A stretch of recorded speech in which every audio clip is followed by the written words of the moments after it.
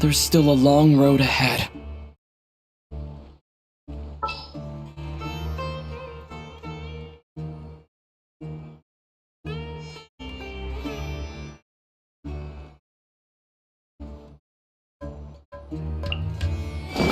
You lead the way.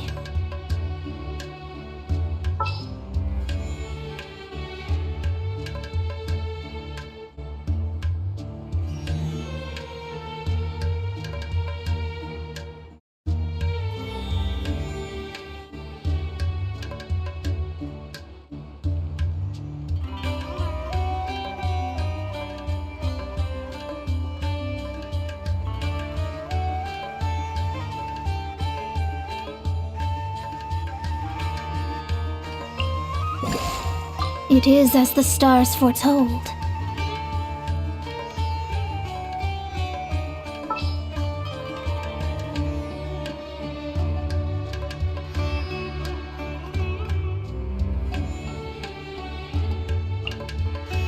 All right, let's head off.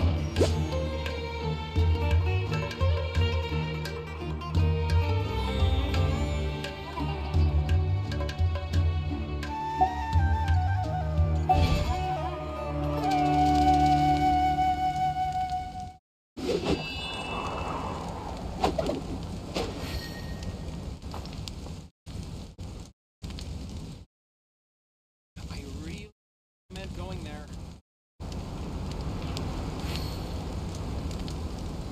Come on, it's a rare opportunity. Let's go check it out.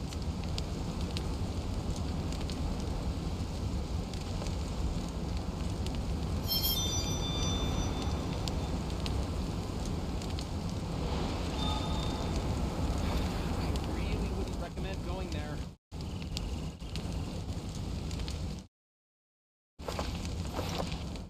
Come on, it's a rare opportunity. Let's go check it out. Good old caravan rebot! Now let Paimon think. What were we up to the first time we came here? Oh, Paimon remembers! Nahita's consciousness had been trapped by the doctor, but we followed the clues she left behind to help her. So much time has already passed since then, and it seems Sumeru's changing for the better now that Nahita's in charge, right? Paimon just hopes this peace will last a long time, and then Nahita won't have any more new problems to deal with.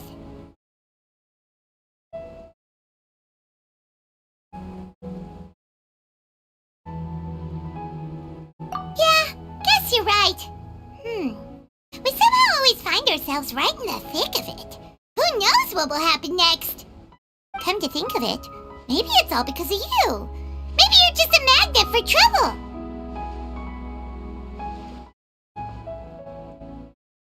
Huh? Me?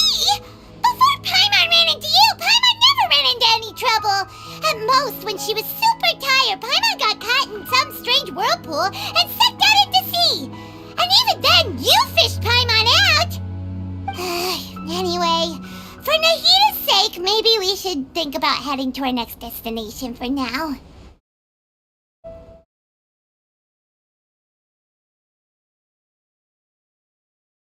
Ah, look who it is.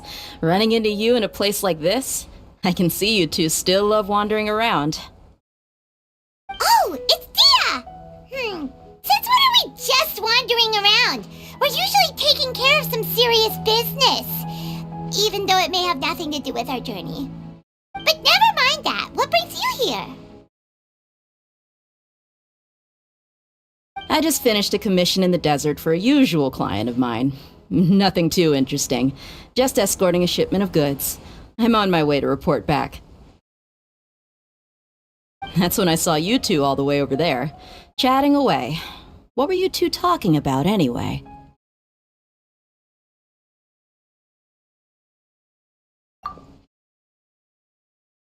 Huh? You serious? Can't say I saw that coming. But you are travelers after all. I guess you'd never stay for too long in one place. Bumping into you like this will become a rarity. I'm starting to feel sad just thinking about it. Hey, how about I gather a few mercs to escort you two? Thanks, but no need. Oh, Paimon had no clue you'd miss us so much. But don't worry, we'll come back to see everyone when we get a chance. Sounds good. All you need to do to get to Fontaine is cross this stretch of desert and navigate some waterways. Knowing you two, I'm sure it won't be anything you can't handle. So, when are you leaving? Oh, wait a sec. Paimon just remembered there are still a few dishes in Sumeru that Paimon hasn't tried yet. Now, where's that list Paimon made?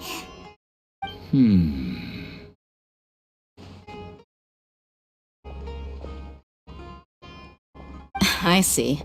Guess you won't be needing a going-away party or anything. It's sad enough to see you go like this.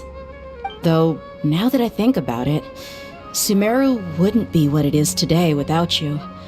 Seems true heroes always prefer leaving quietly. By the way, should we go say bye to Nahida? Oh, good point. Then there's no need to bother her in the real world.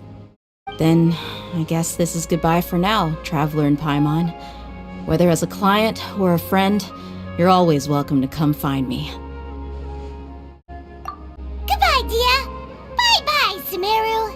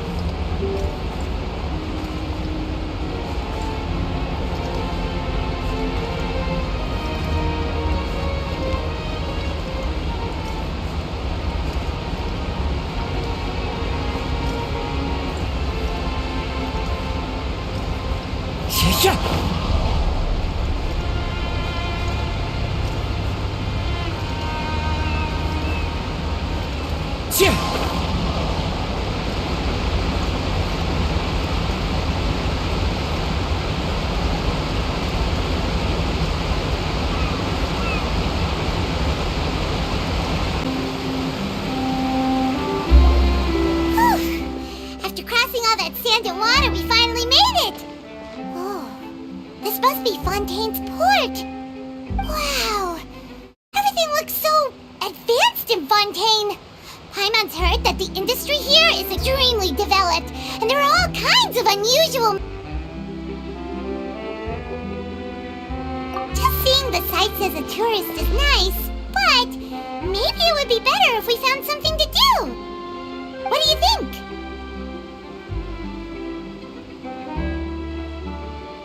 Good idea! Nahida gave us loads of useful information. Seeking out the Seven is probably still our best source for information at this point.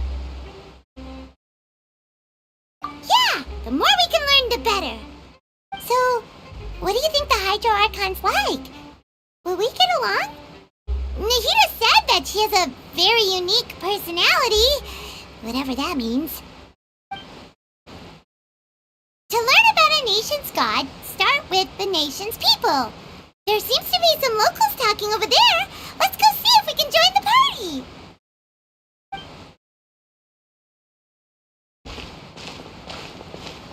If you ask me, it's a tragedy how things ended for him. Clearly, he was a pretty decent person.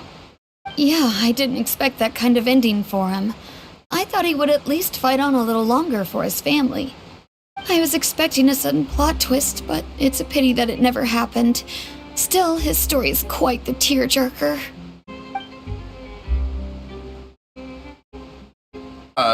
Excuse me. Can I help you two? I couldn't help but notice you standing here listening. Hi. We're travelers new to Fontaine, and we had something we wanted to ask, but you seem to be really busy talking about some kind of play, so we didn't want to interrupt. Oh, no. We're talking about something that really happened. In fact, it's a case that was just heard a few days ago. Really? Like, a real trial?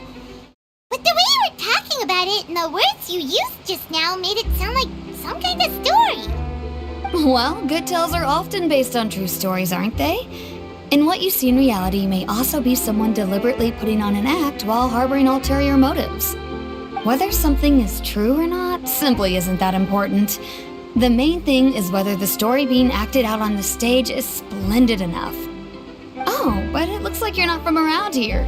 You probably don't know that the Fontaine Court of Justice is called the Opera Epiclese, or more commonly known as just the Opera House.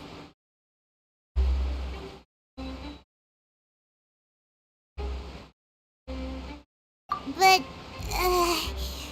shouldn't court cases be treated a little more seriously than that? Not to question Fontaine's way of doing things, it's just that putting someone on trial is usually a very serious thing. No worries. Other visitors to Fontaine have wondered the same thing. You could say that we just don't want to waste the moving stories behind those cases. And as for your worries about whether the cases are treated with due reverence, we have the absolutely just and honorable Chief Justice Neuvillette, as well as the Oratrice Mécanique d'Analyse Cardinal, a machine created by the Archon.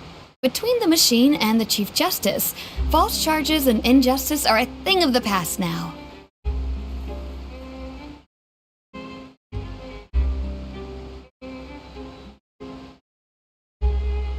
Oratrice? Is it some kind of machine, too? Oh, Paimon's curious. We should check it out if we get the chance. Wait, Paimon almost forgot to ask you our question. Do you know what we should do if we want to meet the Hydro Archon? Oh, that's easy. Just go to the Opera House. Lady Farina practically lives there. You could definitely say it's her biggest passion. I think what they mean is that they wish to speak with the Archon personally. In that case, I'm afraid it's going to be a tad more difficult. You'll have to make an appointment well in advance, and it'll depend on whether or not she has any time slots available. Huh. Is the Hydro Archon super busy taking care of official stuff? Wait, didn't you say that she's always at the Opera House? No. Lady Farina seldom takes an interest with the nation's affairs. The reason it's difficult to make an appointment is simply because she's incredibly popular. That's right. After all, she is the Archon. Though she may tend to get a little dramatic from time to time, people can't get enough of her. Huh. First time Paimon's ever heard of an Archon being described that way before. Wait! Paimon gets now! The Hydro Archon is kinda like a big celebrity here, right? Yeah, I suppose you could say that. Perhaps you could even say our mascot. Hang on. This is still Fontaine's Archon you're talking about. You should show some more respect. Yes, you're right. I guess I should at least try to be a little more respectful in front of visitors. Otherwise, I might get arrested and find myself face to face with Monsieur Neuvillette. Come on. Sure, there's a lot of laws here, but nobody's going to be arrested for saying something disrespectful about the Hydro Archon. Alright, I think we get it. Thank you! At least we now know that we can find the Hydro Archon at the Opera House. But who knows how long making an appointment will take? Guess we could have a look around the city in the meantime. Hey! What are you looking over there for?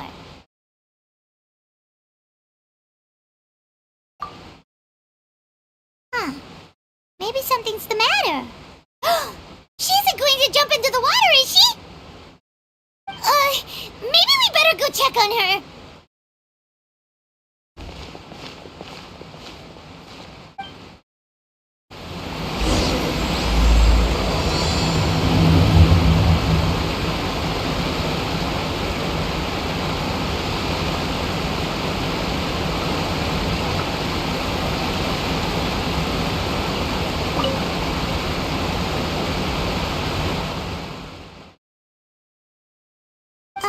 Hello there. Excuse me. Are you alright? Huh? I'm fine. Thanks. Oh, okay then. We just noticed that you seem to be worried about something. About many things, actually.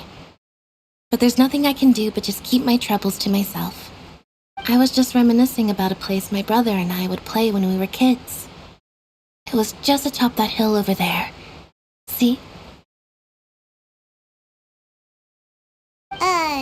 You're pointing at the sea. Wait, are you saying that you and your brother lived in the water? No, people call the waters around Fontaine a sea. It's actually just an inland lake that's filled with fresh water. And though I can still see that hill clearly in my memories, now it's been completely submerged. He would skip and jump, tossing sand in the wind. The sun shone brightly, and the air was filled with the scent of the sea. But now, the water is gradually swallowing our memories. It won't be long before it swallows us. Sorry. Paimon doesn't really get what you mean. I don't believe we've had the pleasure of meeting. Are you Lynette's new friends? Oh, and you are? Thanks for looking after my sister. She often comes here to reminisce about our childhood, that's all. There's no need for any concern. Oh, allow me to introduce myself. I'm Linny, and this is my sister Lynette. If I had to guess, I'd say you must be travelers from abroad. Nice to meet you. Paimon is Paimon, and this is the Traveler. We just arrived in Fontaine. We were just talking with your sister. Even though we didn't really get what she was saying. I see. It's unusual for Lynette to be so willing to talk with anyone. In fact, she seldom speaks at all. I'm usually the only one she ever talks to. Oh, really? Then you two are just like us. Paimon's always the one talking for some reason.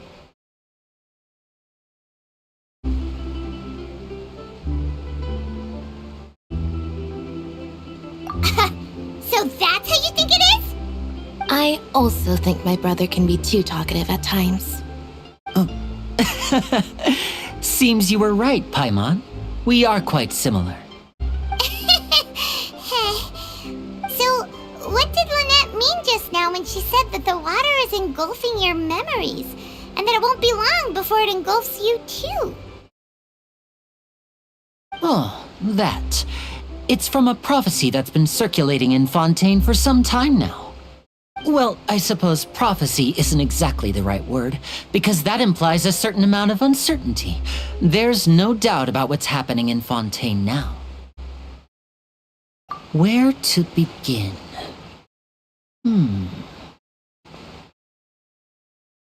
Let's put that question on hold for a moment. We still haven't formally greeted each other yet, have we? Did all the introductions earlier not count? Hello, traveler.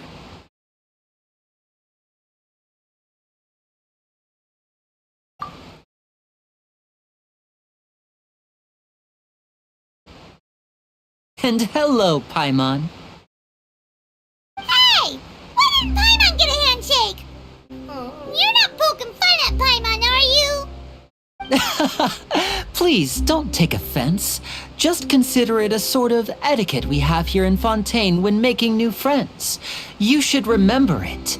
It might prove useful. Oh, alright then. Well, Paimon's just happy to have a local friend now. By the way, we were just getting ready to go to the Opera House to meet the Hydro Archon. Would you be able to show us the way? So you're going to see Lady Farina? No problem at all. In fact, I was planning to go to the Opera House later myself. I'll gladly take you once I finish things here. Please follow me.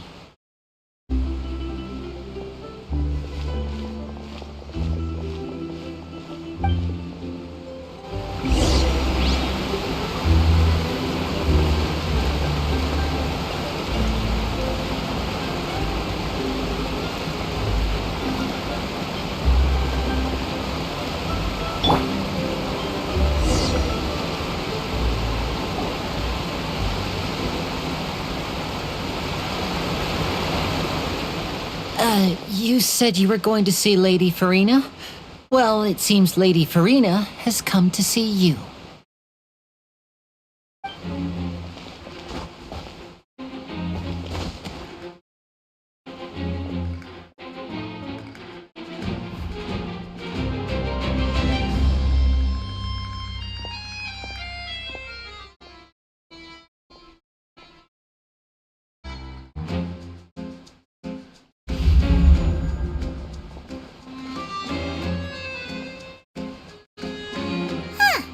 So, she's the Hydro Archon?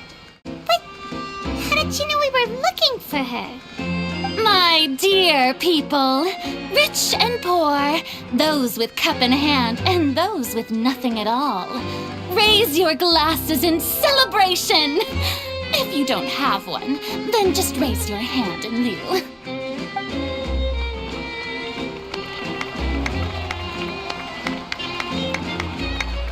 As you can all see, two unfamiliar travelers have arrived in our nation. Come, let us make a toast in honor of this traveler and his companion who have journeyed here from distant lands.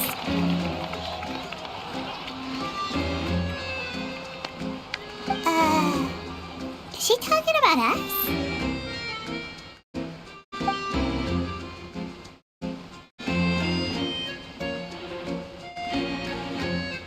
I've long heard of the turmoil and chaos you've left in your wake as you visited other nations, but I welcome you nevertheless. No, I have come to receive you personally. Fear is for insignificant cowards.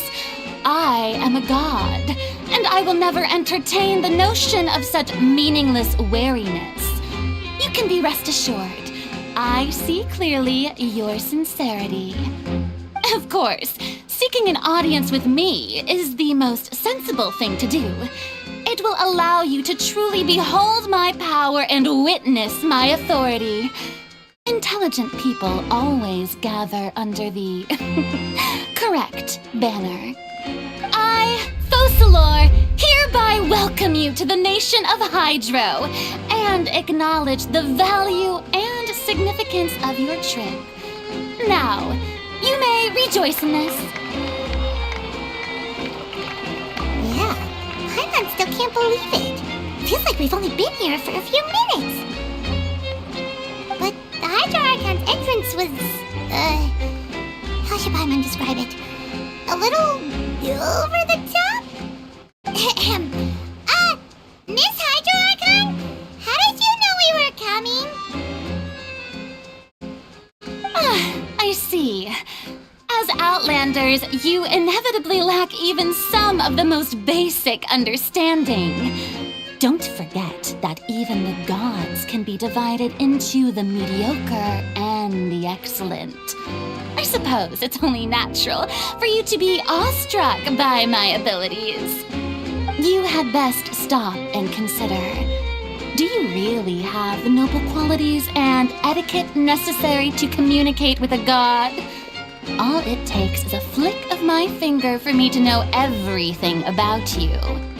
Whoa, talk about sounding high and mighty. Oh? What's with these looks? Perhaps the welcoming ceremony still isn't enough? What else should I say then? Is she waiting for us to start talking? Wow, I didn't expect to see Lady Farina here. What a surprise! Wait, does this mean they're the legendary blonde traveler? How did I not notice before? Hey, what's all the commotion? Oh, is that Lady Farina? Is there some kind of drama going on? Of course. That's the blonde traveler. The one all those stories are about. Lady Farina came here to personally see him. Oh, I bet this is going to be the duel of the century. Ooh, I've got to see this. I knew Lady Farina would never disappoint.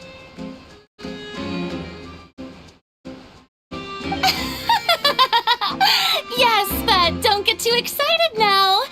My dear believers and spectators alike tend to get quite rowdy, and despite the noise, I've come to tolerate all their ruckus.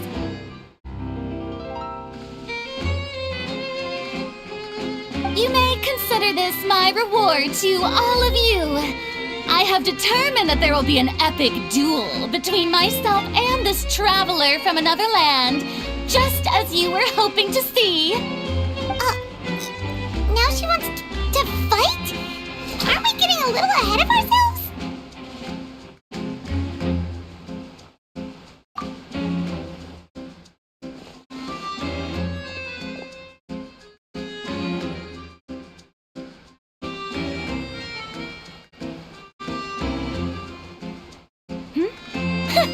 Are you not afraid?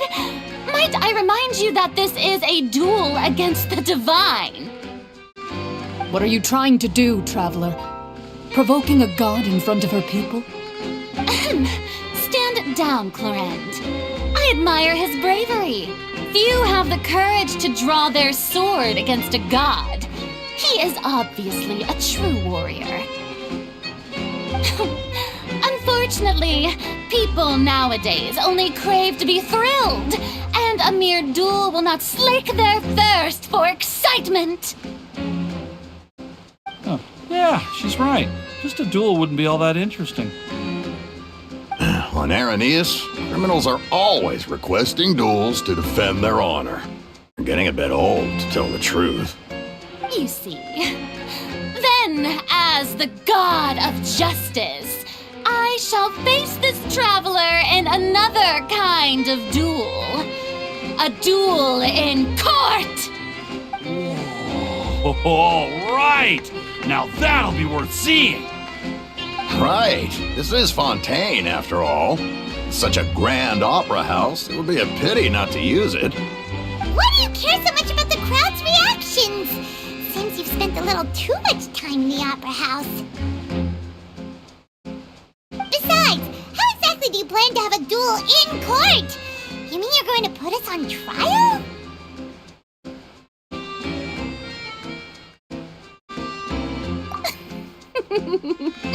Oh, we have reason to put you on trial. It's obvious, isn't it? According to Fontaine law, no one is permitted to release any flying objects within Fontaine city limits during the first 3 days of each month. You are clearly guilty of violating this law, no? Oh, so that's what they've done wrong. That's our Lady Farina. No one knows the laws of Fontaine like she does. You call that obvious? What kind of law is that?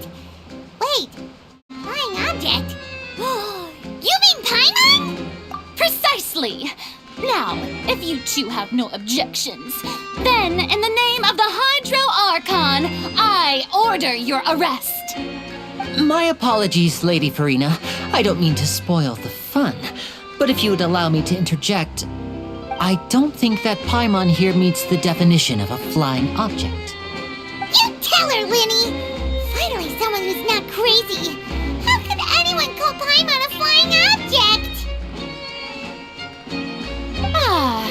Great magician Linny, my beloved citizen. I'll permit you to object, but how exactly do you plan to prove your claim? As a magician who just rained on your parade, I naturally should shoulder the responsibility of saving the show. So, with such an audience gathered here, allow me to perform a trick for everyone.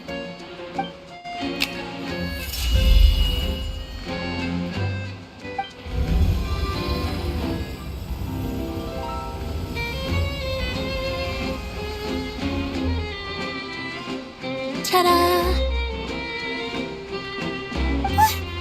What's that on Paimon's back? Hey, when did you do that?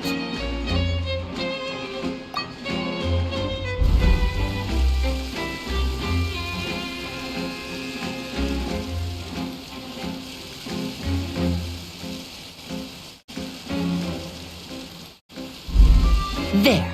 As you can all clearly see, Paimon should be classified as, well, something like a balloon. This rope has been in the traveler's hand all along. It was just that no one could see it before. Huh? You call that magic? You've got to be joking. I thought it was pretty good. Nice one. Huh. I'm not sure what to think. It seems Lady Farina's charges no longer hold water.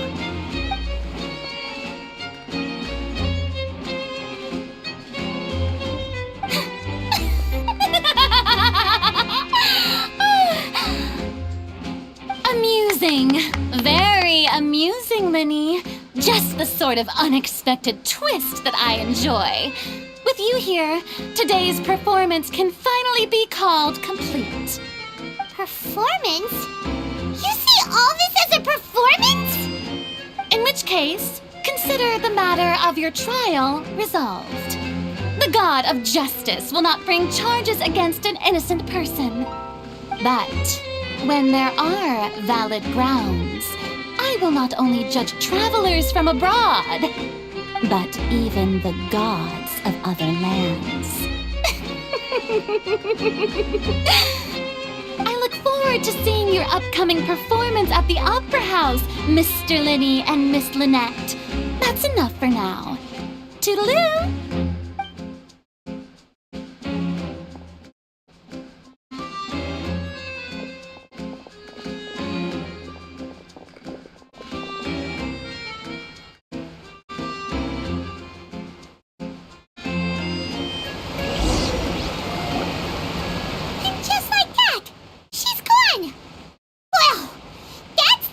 Unpredictable Archon Paimon's ever seen. You never even had a chance to ask her anything. But that's a problem for future Paimon. That whole scene just now was really... Don't mention it. I just happened to remember that there was such a law, so I did a little preparation, just in case. I didn't think it would actually come in handy. So, now do you see what kind of god Lady Farina is? She can be a bit confusing at times, but she is still amenable to reason. Anyway, Paimon had no idea you were a magician, Linny. It sounded like you'll be performing at the Opera House, right? I just know a few simple tricks I use to make a living. Lynette is my assistant. It will actually be my first time performing on the most prestigious stage in Fontaine, the Opera House. But isn't the Opera House where criminal trials are held in Fontaine?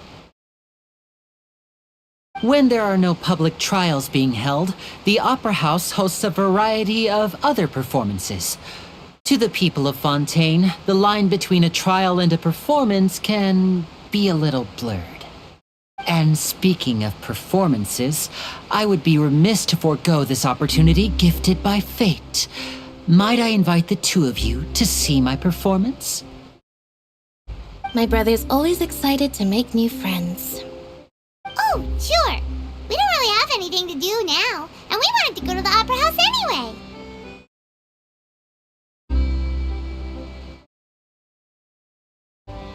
Splendid.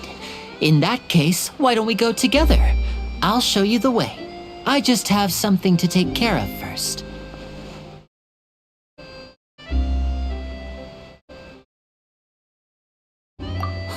You really mean it? Then I'll take you up on your offer. This is a magical item known as a magic pocket. Perhaps you can help me distribute them to the people here. Huh? What are they going to use it for? About that... You asked me before about the prophecy, right? Let me start by telling you a little more about what it entails.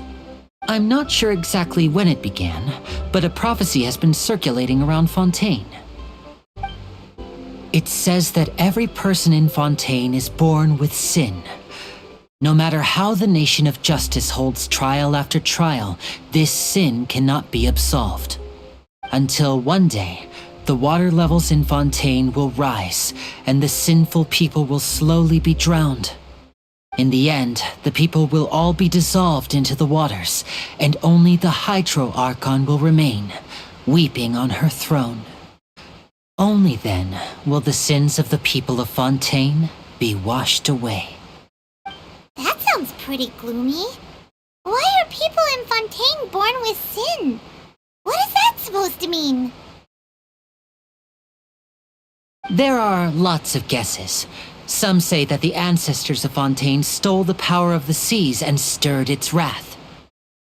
Others say that the people of Fontaine never heeded the first Hydro Archon's warnings and offended Celestia. But here in Fontaine, evidence is what matters. There hasn't been concrete evidence for any of these claims, so they can only be regarded as conjecture. If even the people in Fontaine don't know what sin they committed, wouldn't it be better just to ignore the prophecy completely? Why bother feeling guilty all the time? That's exactly what the people did at first. But in the last few years, the water levels in Fontaine have actually started rising.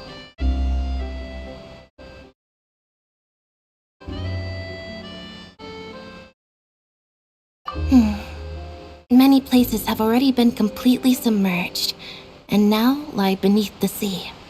Many people carry on with their lives as before and shrug it off as a natural phenomenon. But my family and I think that the people of Fontaine shouldn't ignore the possibility, which would end up sentencing them to death. We hope that at least the people who reside near the waterfront can move away before it's too late. So, we've started distributing magic pockets to them. As a magical item, these magic pockets have astonishing capacity. I'm sure they will come in handy when people are moving their belongings. Oh, Paimon gets it! It's like preparing for a rainy day! But this is more than a bit of rain. Perhaps only absolute power could ever contend with such a catastrophe. But who knows? We're just tiny specks in the grand scheme of things. Now, if you'd like to help, then please give these magic pockets to anyone nearby. Be sure to convince them to take it, regardless of what they say.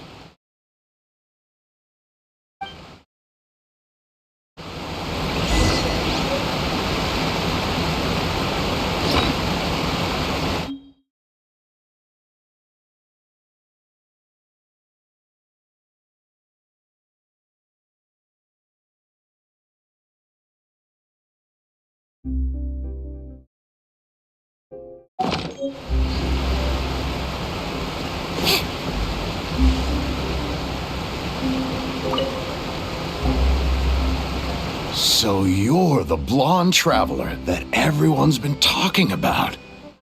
My apologies for not recognizing you earlier. Oh, a magic pocket? Seems you really thought of everything. I guess it's better to prepare for the worst and hope for the best. Thanks. Please, also thank the magician on my behalf when you get the chance.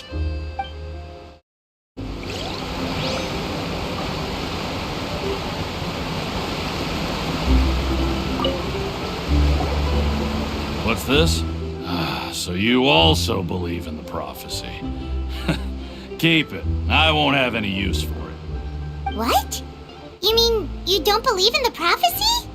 No, I believe in the prophecy. But I also believe in another story. The story says that people once lived in the ocean. They were one with the ocean and couldn't live apart from it. But as time wore on, people desired to live on land and developed blood vessels, encapsulating the sea within their bodies. Thus could people set foot on land. So, if you ask me, when the water rises and takes us all, it'll be like we're going home. Oh, we hadn't heard that one before. But people can't live underwater. They'll die. You should probably still take it. All right, I'll take it. I guess I just feel that being dissolved into the water doesn't necessarily mean death.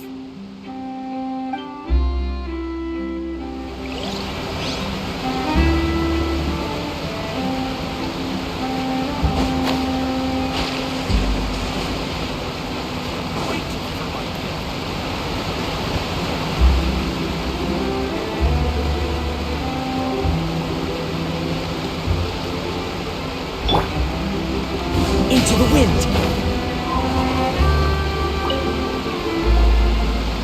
Huh? I don't want that thing. Way I see it, if the prophecy's true, it's still gonna be a long time before the water can cover everything. Life is all about living in the moment. What use is there in worrying about the future all the time? We'll cross that bridge when we get to it. You should still take it. You never know when it'll come in handy. Oh, all right, fine. Thanks. It's just that if I start moving, that means I've already given up on the life I have now. I'd really rather not.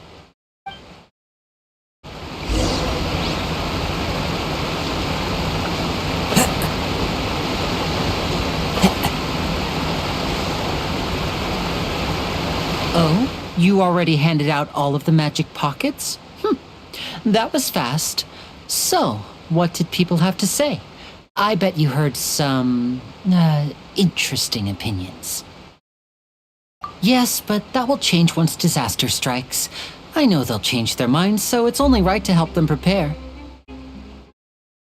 Is there anything else you need to do before we leave? Yes, one last thing. I have the magic pockets made by a workshop in the court of Fontaine. Since we're out and about, I was thinking about bringing him some more materials. So, you want to collect materials? Just tell us what the materials look like and we'll help. Many hands make light work. Oh, that would be much appreciated. We'll need some Romaritime flowers. I remember seeing them near the waterfront on the east side of the harbor.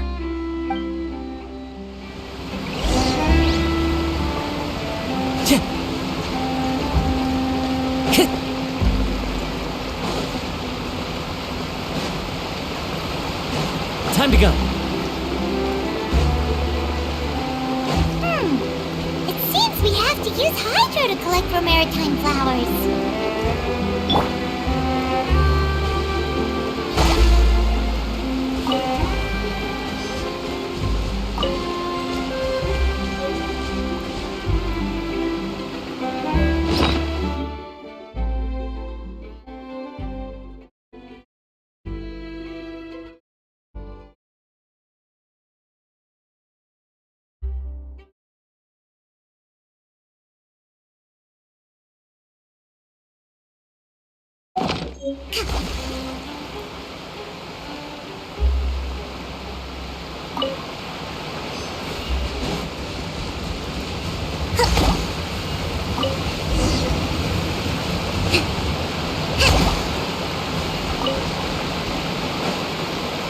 Let's move out.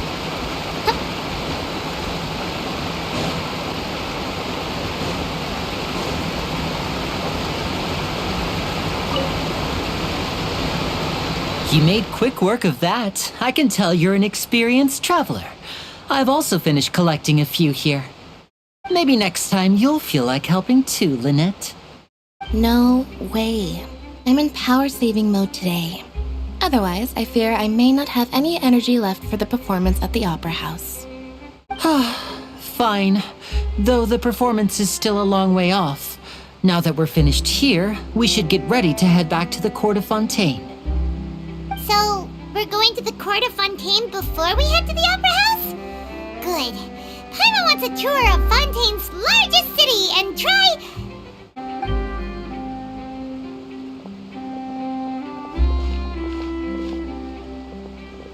Wait, shh. Have you noticed that person over there? The young girl. Huh? What's wrong with her? Paimon didn't notice anything. She's obviously a thief. Magicians and thieves practice similar methods.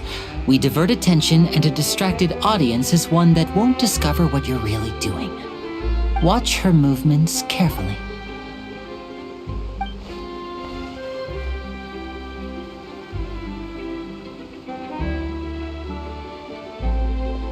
Oh, he's right! Shh, keep your voice down. We need to think of a way to catch her, but it seems she's very alert. Perhaps we should split up. You two can ride the lift over there and wait up top. I bet that'll be her escape route if she tries to run. All right, let's go.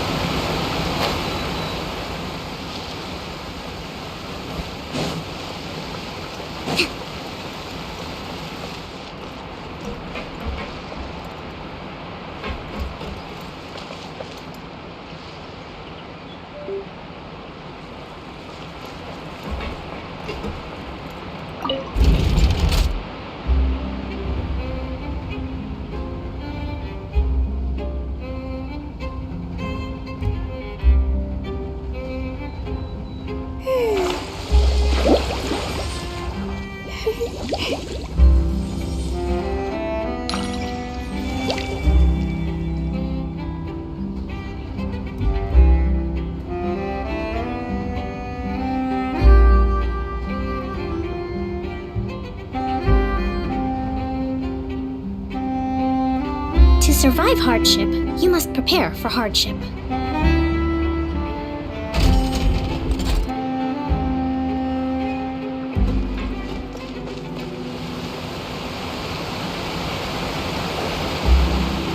This is the spot where Linny wanted us to wait.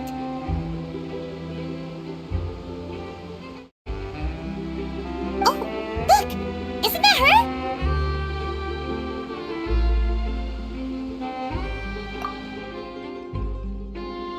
Oh no! Did she notice us? She started running the other direction! What should we do? Should we chase her?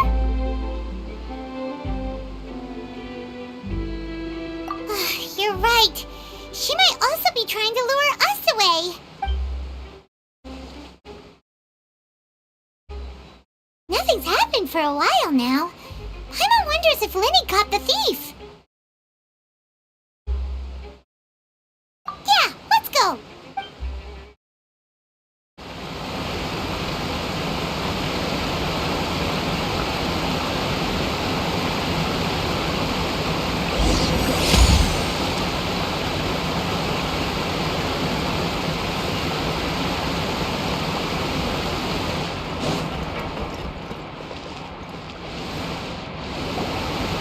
Are you sure that's all she took? You should check to make sure you're not missing anything else. No, that was all. Oh, I can't thank you enough. I didn't notice a thing earlier. Anyway, I should be going now. Thanks again. Oh, were you returning what the thief had stolen? That's right. Pity I wasn't able to catch her. She distracted me by dropping the thing she stole on the ground. By the time I looked back, she was already gone. I saw the general direction she went, but Lenny twisted his ankle, and I needed to make sure he was okay. Oh, did you get hurt, Lenny? I'll be all right. It's just a twisted ankle, that's all. In fact, it's feeling better already. If you want to play at being a hero, at least try not to get hurt doing it. Imagine what would happen if you managed to derail our performance as a result. You're right. Sorry, Lynette. I have to admit that the thief was even more skilled than I had anticipated. But at least we were able to get the stolen items back, so it wasn't a complete failure. What a slippery little thief. Guess things turned out all right in the end, though. Lenny's initiative paid off! All right, let's put this little detour behind us. We should go to the Court of Fontaine now.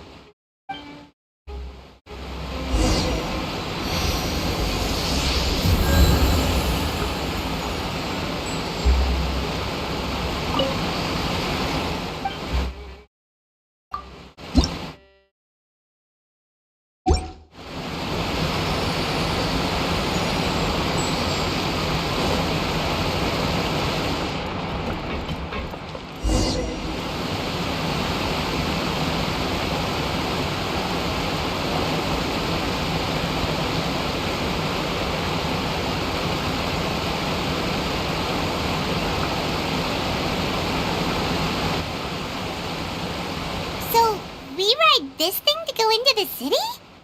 What an ingenious way to get around! People in Fontaine really know how to use water! This is an aquabus. It allows people to travel between several key locations around Fontaine. It's pretty convenient, but the ride can become a little dull after a while. The scenery is always the same. That's why it's better to travel with friends. So you mean it's still boring even when I'm riding with you? No, that's not what I meant. It's just that, well, you don't really talk that much. Besides, it doesn't really feel like a real trip when it's just the two of us. It's the same as being at home. Whatever. Guess that's what it's like to be an older brother. It's about time for us to leave. Let's get on board.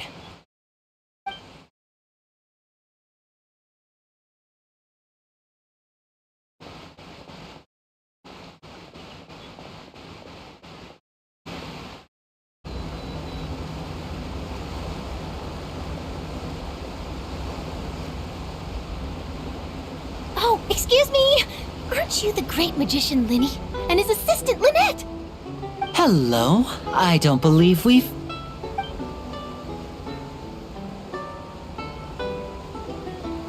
I'm Charlotte, a reporter for the Steambird. Nice to meet you. From the Steambird, huh? We've often relied on your paper to promote our performances. It's an honor to meet you. Wait, could that be the legendary traveler who's been making headline after headline in their journey across Tibet?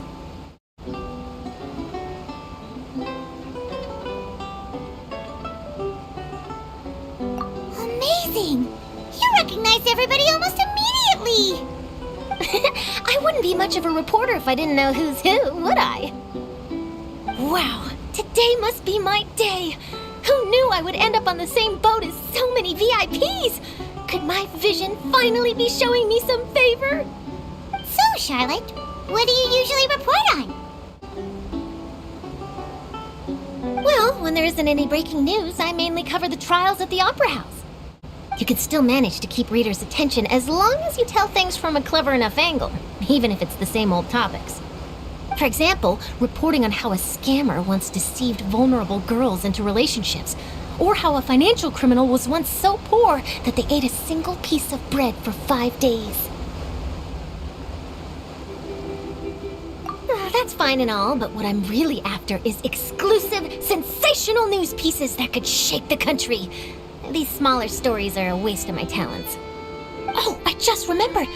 I've been following a case lately. Well, a series of cases, actually. You mean the serial disappearances of young women case? That's right! These stories are the talk of the town right now, and it's probably the most mysterious case we've ever seen. If I'm the first with a draft ready to publish when the case is finally cracked, and it's the headline story in the Steambird, oh, when that happens, I bet all the other reporters will shed tears of envy. I've already gathered all kinds of materials. I just can't wait for the truth to be revealed. So, what is the serial disappearances of young women case? You mean the culprit hasn't been found? That's right. The first missing girl case happened almost 20 years ago. And ever since, after a period of time, another girl disappears. What the cases have in common is that the girls are all of a similar age, and that they've all vanished without a trace. But the scariest part is that to this day, none of the girls have ever been found. Many suspects have been arrested over the years in connection with this case, but shortly after each arrest, another disappearance would always happen.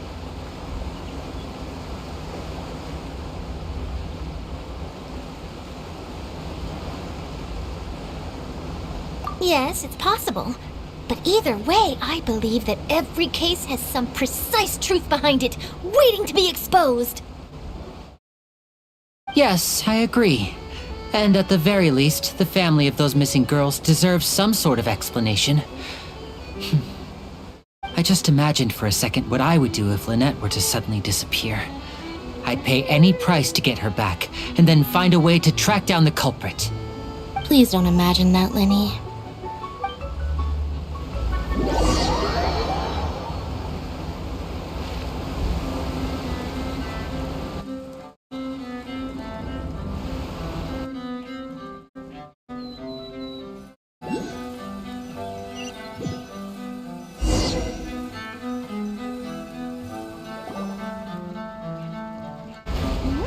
Hey, we're almost there! Look!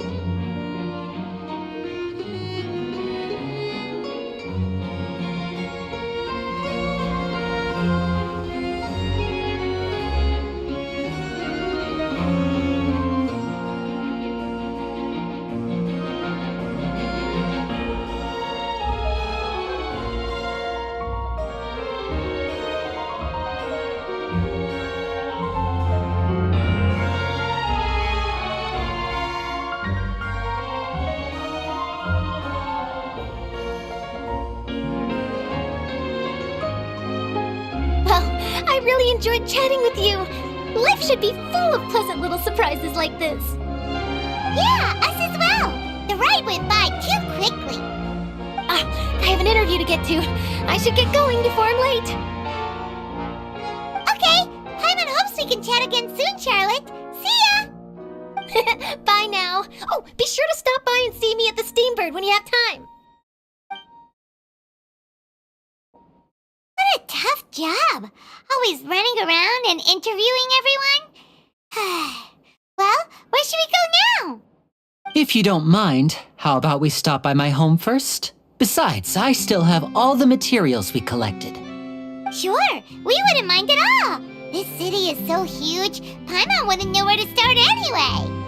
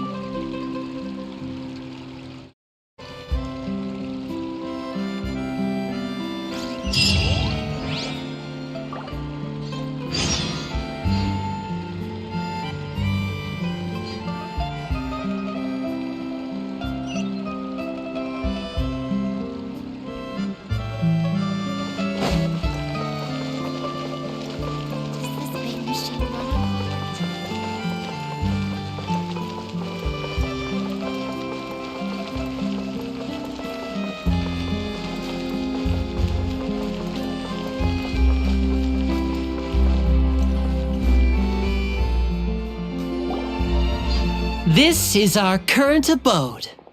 Ah, Fremine, you're home. Where did everyone else go? I have some new friends that I would like to introduce. Oh, they all just went out a moment ago. I see. Everyone is getting busier now that Father will be returning soon. I suppose that can't be helped. Allow me to introduce you to my little brother, Fremine. He is a phenomenal diver. Hello. Nice to meet you! Paimon is Paimon, and this is the Traveler! Oh, you... Linny, could you come here for a moment? What is it, Fremine? Do you have something to tell me?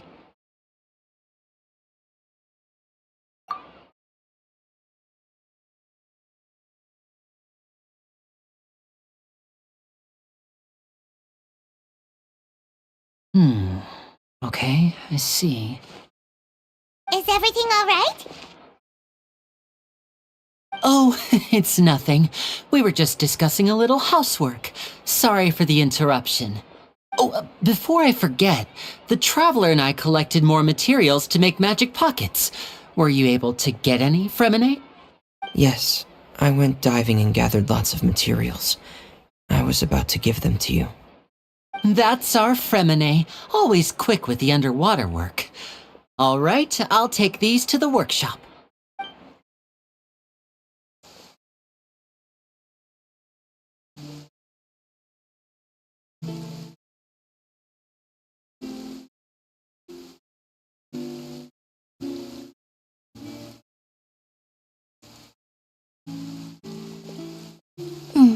Looks like rain. Oh, you're right! But wasn't it clear and sunny just a moment ago? Fontaine's weather sure is weird. I'm afraid that's just how it is here. It often rains on days where there are trials being held in the Opera House, but don't worry, it'll clear up soon enough.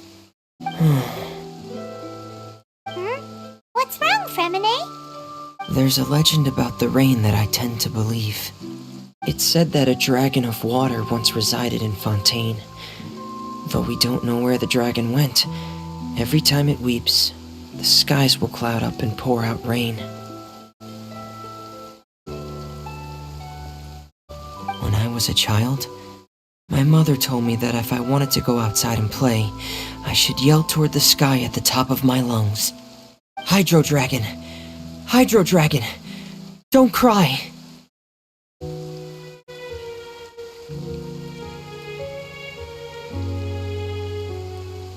If it's an elemental dragon, then having the power to make it rain wouldn't be very unusual.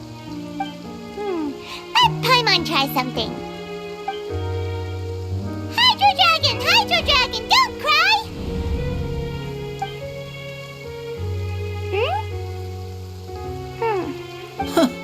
Doesn't seem to be of any use. It is just a legend after all. You know, you might be a more popular magician if you understood the concept of romanticism. Or could at least play along. Sorry, it might be because we've never met the Hydro Dragon. Perhaps it can't be comforted by the words of strangers.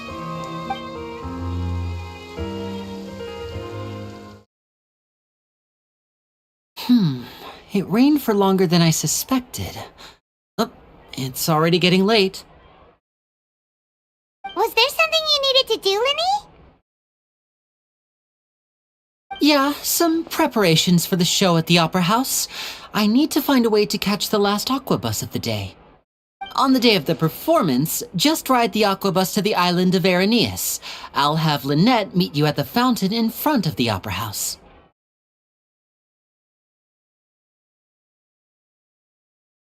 Oh, are you leaving now? What is it, Fremine? I'm in a hurry. Oh, I get it. You feel nervous delivering the materials for the magic pockets, is that it? Perhaps we could trouble the Traveler to help us take these materials to the Beaumont workshop and deliver them to the owner there? I'm afraid that Fremine can be quite introverted, and the boss there tends to be pretty talkative, Fremine has always been a little afraid of her. No trouble at all. Don't worry, we're on the case. Sorry for the inconvenience. I'm quite useless when it comes to such tasks. I'll think of a way to make it up to you. Oh, no need. This will be a walk in the park for us.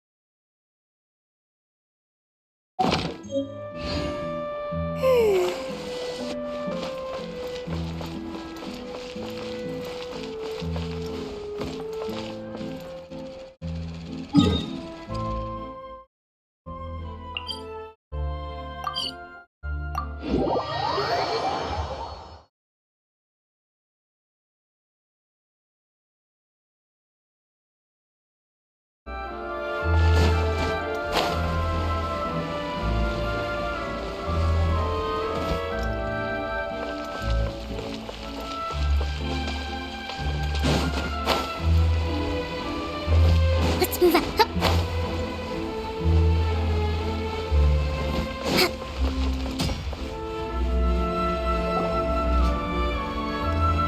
Hup.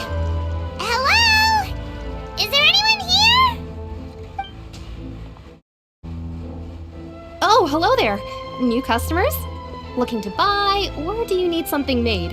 Or perhaps you're just looking for a chat with me. Oh no, we're just here to deliver some materials. Here they are. They're for making... what were they called again? Ah, these must be for Magic Pockets! I could tell right away. I've already made several orders worth now. No need. They've already prepaid several batches worth. When they told me what they'd be using them for, I even offered them a discount. But they insisted on paying the full amount, saying that I had a business to run.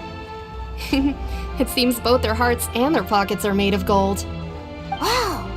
So, is Linny actually loaded? I can't say for sure, but who knows? Maybe there's good money to be made being a magician in Fontaine. Hey! Is this machine what you use to make stuff here? It looks really advanced.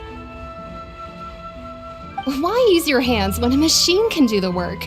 It would be a waste not to use the latest technology, and wasting is a kind of crime.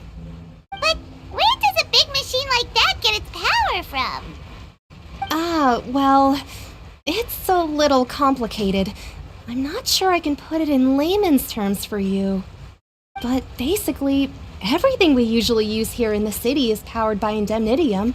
It's a type of energy that's produced from trials. Huh? How can trials produce energy?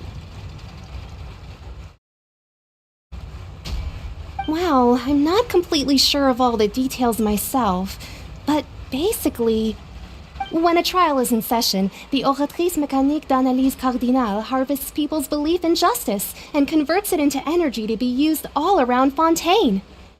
So that's what its other function is? Paimon heard that the Oratrice was created by the Archon to make judgments. But Paimon still doesn't get it. How could something unreliable like people's beliefs be turned into a stable power source for these machines?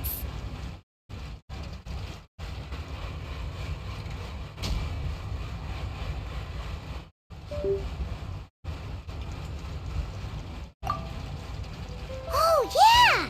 So that means the Hydro Archon relies on the machine to take the energy created by belief and turn it into power for all of Fontaine, right? Even though I've never heard anyone really put it that way before, it sounds like it makes sense. Besides indemnitium, we have another type of energy called pneumosia. It isn't produced by the power of the Archon, but it is unstable by nature. Even now, it still cannot be widely used by civilians. I thought I'd find you hard at work, but here you are chatting the day away. Since you're already talking, I'm sure you wouldn't mind a few words with me. You again? Didn't I already promise you that I'd have the more I owe to Confrérie of Cabriere by next month? Why are you hounding me now? Yeah, but how do we know that you won't go running off by the end of this month? I want 50% today. Wait, no, 70%. Huh? You... Seems business isn't so great for the workshop. We've already finished our job and delivered the materials. Maybe now's a good time to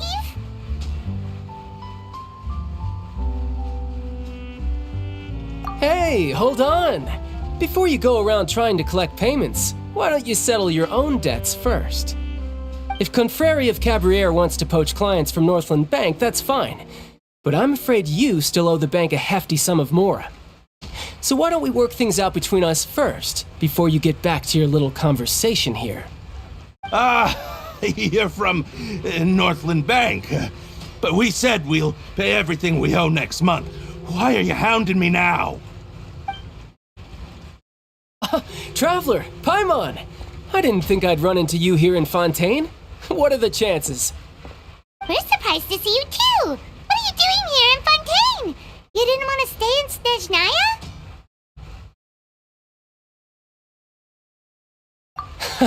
Long story short, I've already been in Fontaine for some time now, and honestly, things have been pretty boring.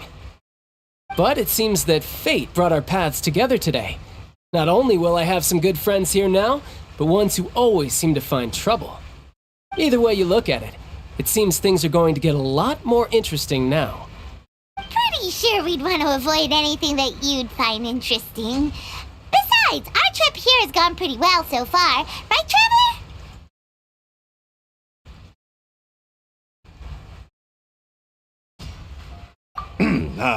Hey, you, Northland Bank boy.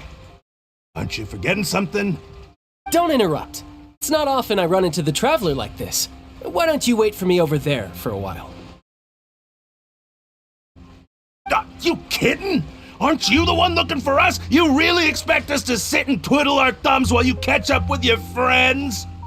Listen to me, boy. If you want your mora, fine. Why don't you come and take it?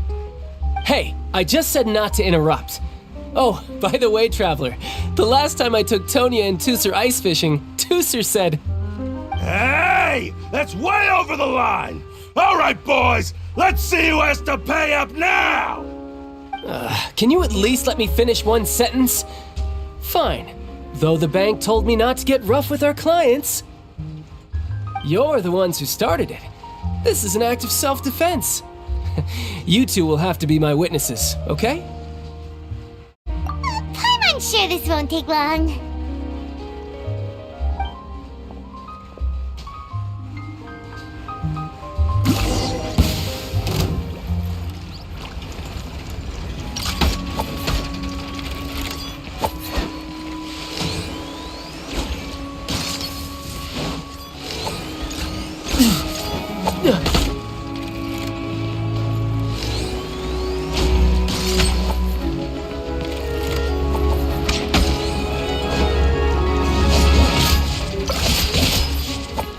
No time to lose. Yeah! Shouldn't let your guard down.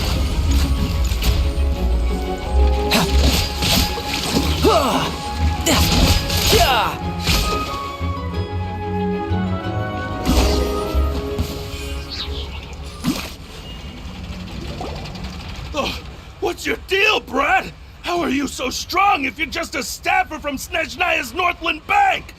Wait. Don't tell me you're... Oh, now you notice. It's a little late, don't you think? Just make sure you understand that you don't mess with Northland Bank. Got it?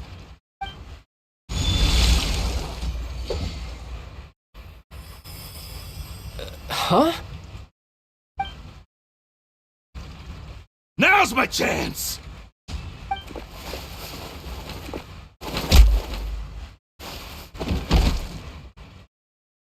Huh. That was weird.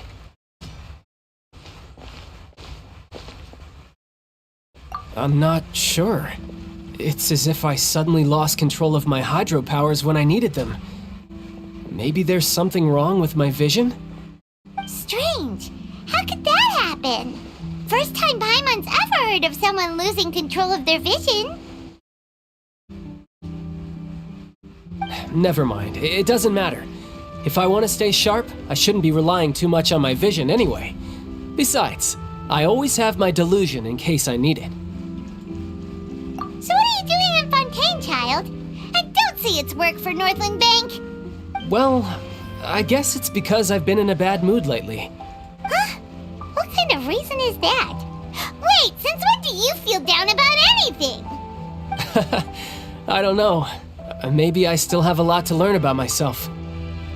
But recently, there seems to be some sort of restless power stirring inside of me. And I don't know why, but every now and then I feel like I'm in a terrible mood.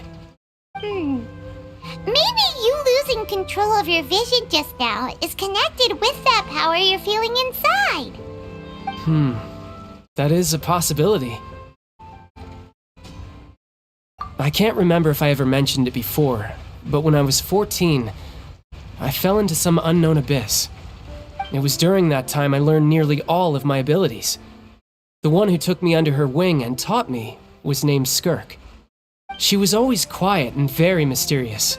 Nobody knew where she came from or what she had been through, and she was always very strict when teaching me combat techniques. One time, I asked her why she was willing to take me on as an apprentice. From what I could make of her answer, it was because I had awakened it, and traces of it remained on me. She said that all my combat training would be useful in the future. But what is it? What did you awaken? She never explained that, but my guess is that it's related to a dream I saw when I had just fallen into that abyss. In my dream, I was in the deepest depths of the sea, and the boundless seabed was all around me. But in front of me appeared a whale that was so massive, I felt like I couldn't breathe. A whale? Oh, that sounds familiar! When we fought against you before, you summoned a huge whale that seemed to leap at us. Is that the one? That's just an abstract form of a whale that I create using my elemental powers. It takes that shape because the scene I dreamt of the whale has always been stuck in my mind. I'll never forget it. So you used the whale as inspiration for one of your moves? Huh. Seems a little twisted to Paimon. So why don't you just go ask your master? Maybe she knows the answer. You make it sound so easy. Ever since the incident I experienced there, I've never stopped searching for Master Skirk and that unknown abyss. But it's been years now, and I've still found nothing. There isn't even a trace of the place where I remember falling into the abyss. Oh, it sounds like some kind of ghost story. Yeah, I'm out of leads at this point, but there's nothing more I can do. It seems that strange encounters in this world tend to be elusive like that. Oh, seems the time really flies when I'm talking with you. I just remembered I have somewhere else I need to be, so I should get going. What? More work for the Northland Bank? And no, it's more of a personal appointment. Lately, I've been sparring with some of Fontaine's official champion duelists whenever I'm feeling bored. Official champion duelists? You mean it's their job to duel? Yep, in Fontaine, before a criminal goes to court, they're given one chance to defend their honor by requesting a duel with an official champion duelist. The champion duelists are all-powerful fighters selected from among the nation's best, and the duel itself is a no-holds-barred fight with no specified stopping point. So engaging in such a duel is regarded as a symbol of defending your honor. If a criminal manages to win the duel, they'll be acquitted, but if they lose, they'll have no choice but to stand trial. And the worst-case scenario is that you're simply killed in the duel. Though it's rumored that Fontaine has a death penalty, from what I can tell, no one has ever been officially sentenced to death. So really, the only people who opt to duel are those who have suffered a grave injustice in being accused, or those who greatly value their honor. Otherwise, why gamble with your life? So, do many people actually get out of their trials by winning the duel? Apparently, it's exceedingly rare for anyone to actually win. Fontaine probably enacted this system as a way to show that the nation respects the honor of its citizens. Besides, none of the champion duelists are to be trifled with, which is exactly why I was itching to face them as soon as I got to Fontaine. Apparently the one I'm meeting today, Clorinde, is the strongest of the champion duelists. I had been asking her for some time before she finally agreed to face me today. Well, that's child for ya. Paimon feels like we heard that name somewhere before. Clorinde, huh? Oh, before I forget, I want you to have this. Huh? Your vision? You're seriously just giving it away? I'm just worried that it could become uncontrollable again. I'd be pretty upset if it got in the way of my duel, so I think I'll be better off without it for now. Besides, I just need you to hold on to it for a short while. I'll come retrieve it when I have some time later. Paimon knows what you're up to. You just want an excuse to come talk to us again, don't you? Whatever gave you that idea? I'll be in touch later.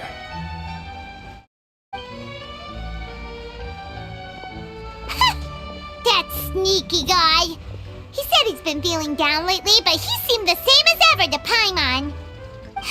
Well, since we don't have much to do for now, we might as well walk around and see the city before Lenny's performance.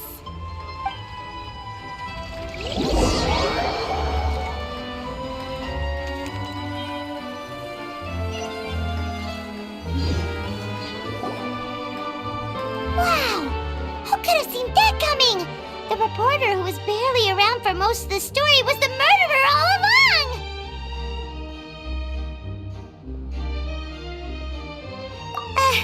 Sorry.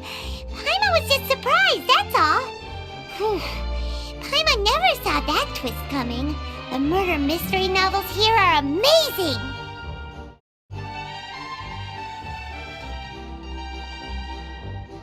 The whodunits here in Fontaine are a lot different than the light novels you see from Yai Publishing House. Both have their merits, but Paimon thinks this style of novels are more, well, novel. It's so exciting to reach the moment when the mystery is uncovered, especially in the one Paimon was just reading. You should buy a copy and read it too. Oh, sorry about that. Paimon will be more careful next time. Hey, shouldn't we be heading to the Opera House to see Lenny's performance soon? It's almost time for the show to start, so we should get going.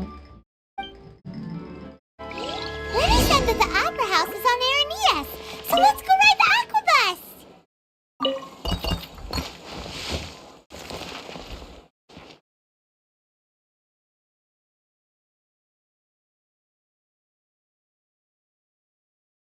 Investing too much emotion.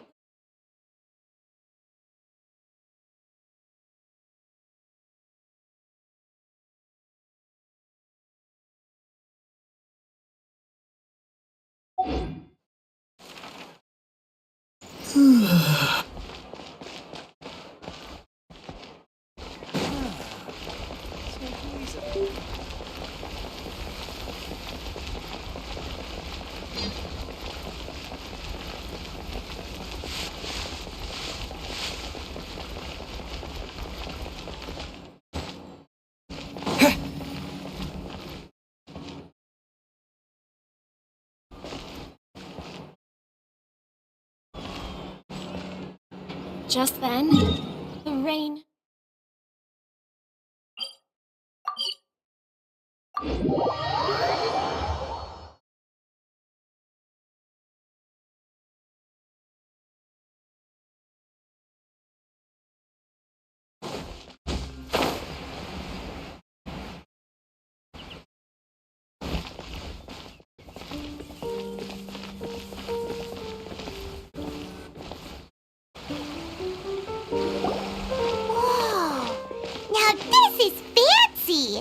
The Opera Epiclese.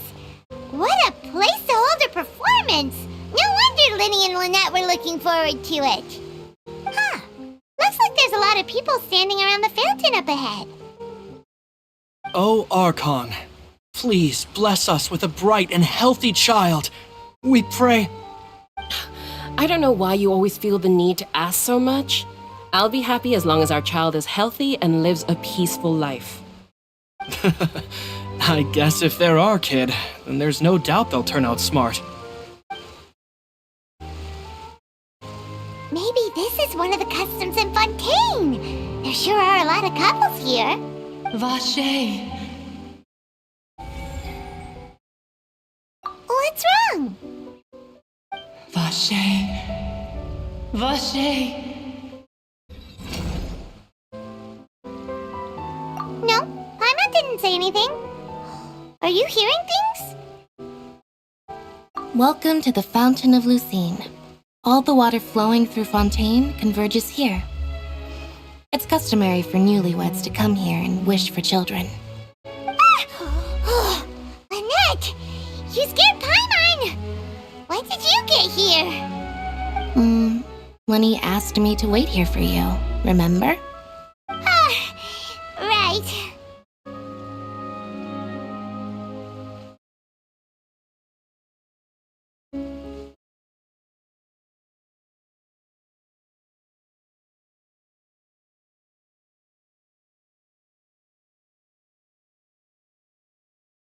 What do you mean? There are a lot of people here right now.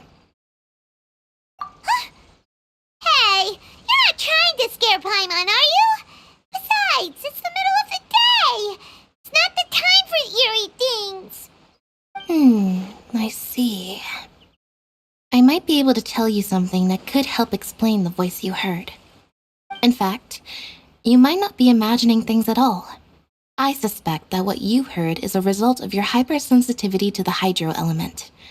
Others in my family have had similar experiences. It's because of his sensitivity to the hydro element? But what would hearing a voice have to do with elemental power? When do you cry, Paimon?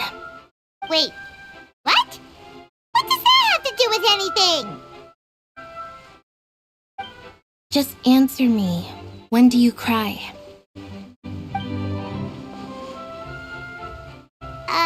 When Paimon's really sad?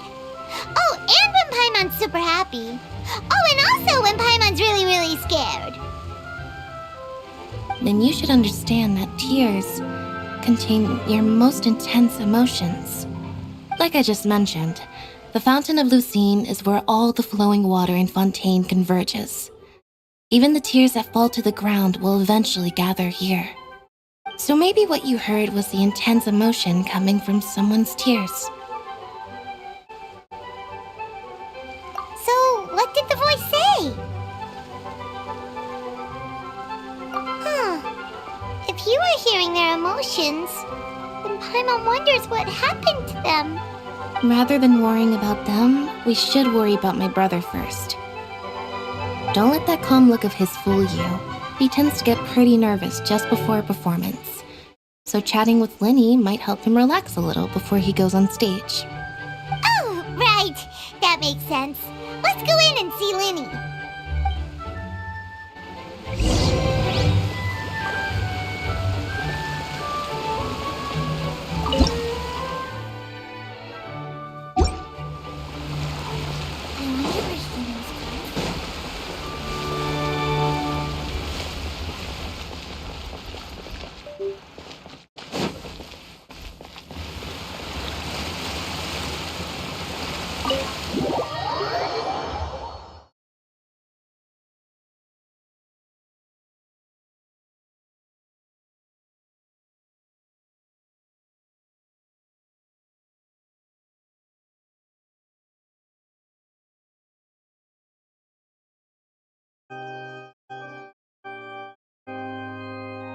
Traveler and Paimon, good to see you. I knew you two would come. Are you kidding? We wouldn't miss it for the world. We've been looking forward to it. I can tell, judging by how early you've arrived. But you're actually right on time. The audience still hasn't started entering the venue yet, which means now is the perfect chance for us to take you to the best seats in the house. Wait just a moment, I'll fetch the tickets.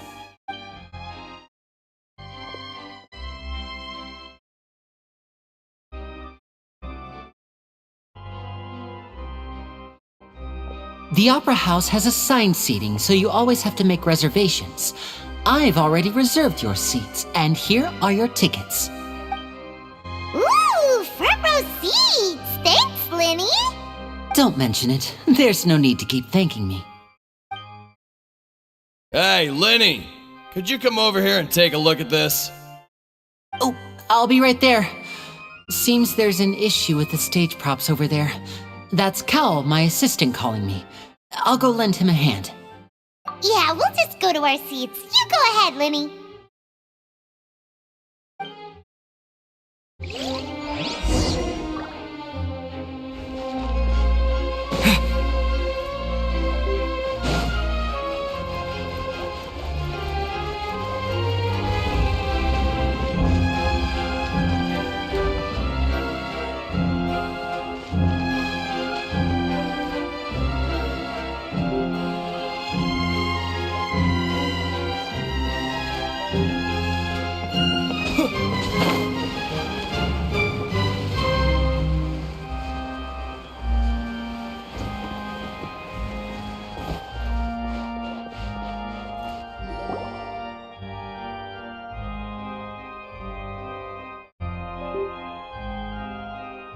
These should be our seats. Come on, let's sit down.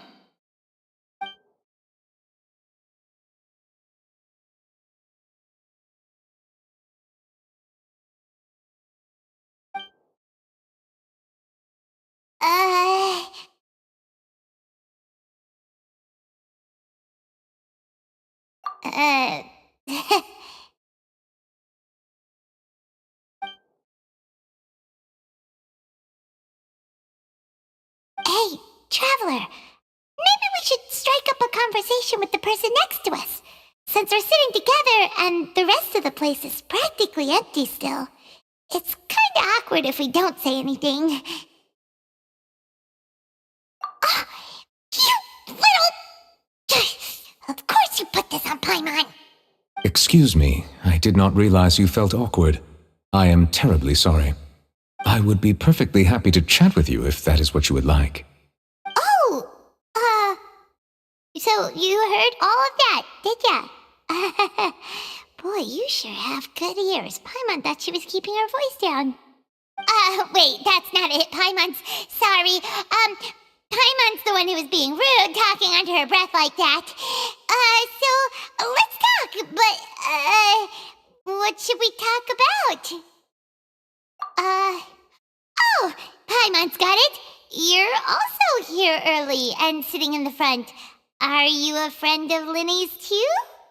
A friend, you say? Well, if Mr. Linney would like to be my friend, I would be more than happy to reciprocate. Oh, so you're not friends with Linny then? Oh, this is getting more awkward by the second. Paimon nearly forgot to make her introduction. Nice to meet you. Paimon is Paimon, and this is the Traveler. We just arrived in Fontaine. It is an honor to meet you two. I have heard of your deeds across Tevat. And as required by proper etiquette, I will also introduce myself. I am... Oh, Monsieur Nervillet! What an honor it is to have you here to see my show! Ah, Mr. Linney. I should say it is in fact an honor for me to see your performance in person. Wait, Nervillet? Could he be... I saw you all chatting just now, but it seems you still don't know who Monsieur Nervillet is. Allow me to introduce you to Fontaine's Chief Justice. That seat is always reserved for him. It wouldn't be too much to say that he's the symbol of justice and honesty here in Fontaine. Ooh, sorry for being so rude just now. Paimon had no idea you were such an important person. No offense taken. Being Chief Justice is merely what I do for work. Nearly every person has their usual reserved seat, so I'm not so special, really. And by the way, I should probably let you know, even though I would prefer not to, there's someone sitting up there in the VIP seats that has been striking a pose for quite a while now. I believe she is trying to give you a most elegant and impressive first impression. So I think you should take notice of her sooner rather than later.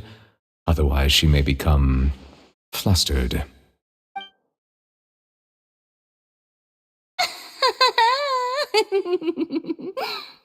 Huh? Oh, it's Farina, the Hydro Archon. Huh.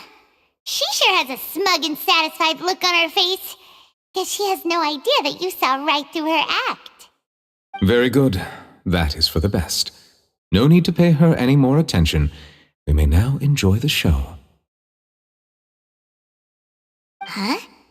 So is this what things are like between the Chief Justice and the Hydro Archon? All right, please wait just a moment longer.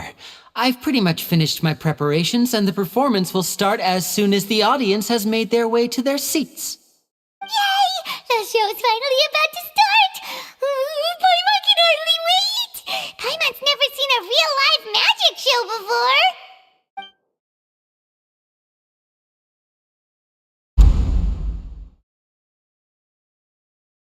Oh! They're dimming the lights! The show must be starting!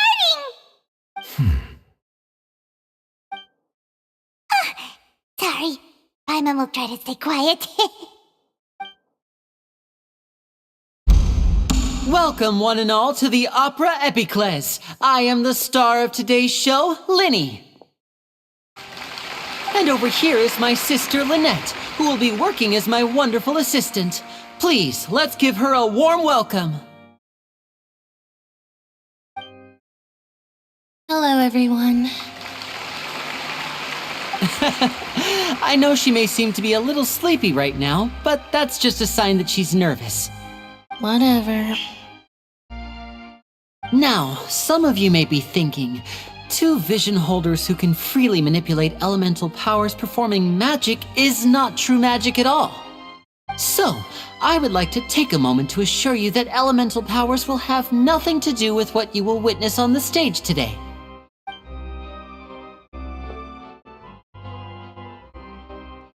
Both Lynette and myself have removed our visions for the show. That way, even the gods won't be able to help us. Oh, good point. That's what makes the show real magic. Now, without further ado, let the show begin. Lynette will now exit the stage to make some preparations. I know you might miss her, but don't worry. She'll be coming right back on stage momentarily. Perhaps in an unexpected way. I'm sure she'll be stealing the spotlight soon enough. Oh, and before I forget, there's one more thing I should say. You never know what can happen in the blink of an eye. A magician's greatest skill is making things disappear or appear. The possibilities are endless.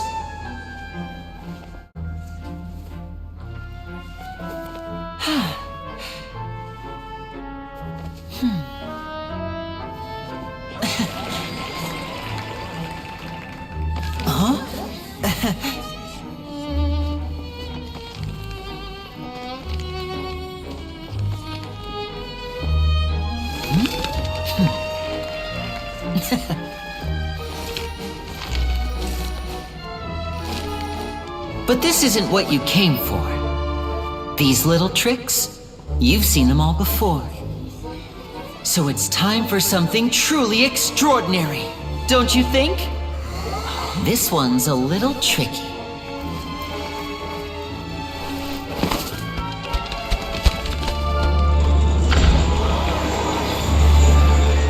Using this water tank, I shall make my sister vanish completely, right before your very eyes.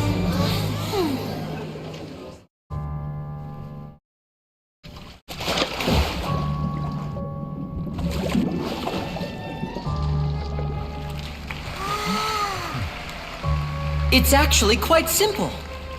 She'll just turn into air bubbles and float right out of the top.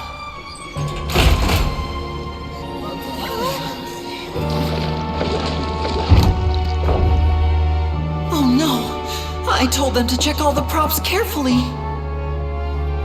With the lid on, even air can't escape. An amateur magician would be getting very nervous right around now. Luckily, it's me on stage, so let me show you what a true virtuoso can do.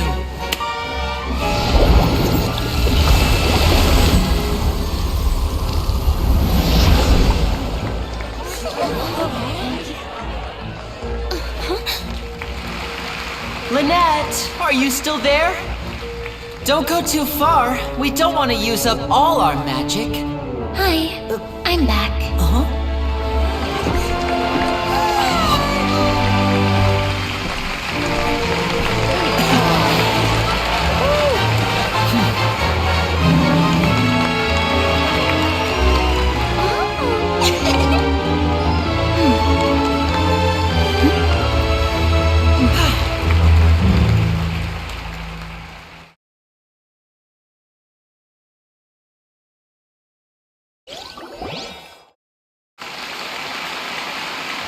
Whoa!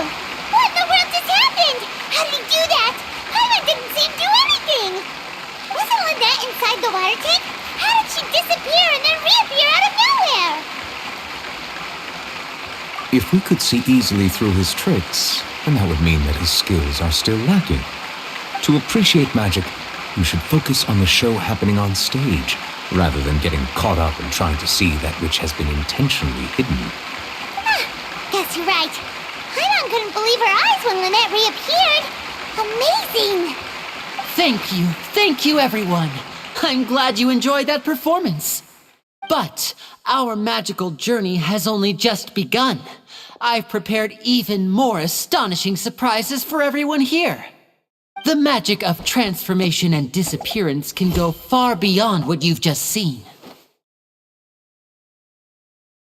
I'm sure many of you are thinking that escaping the water tank was impressive enough, but Lynette is still my assistant after all.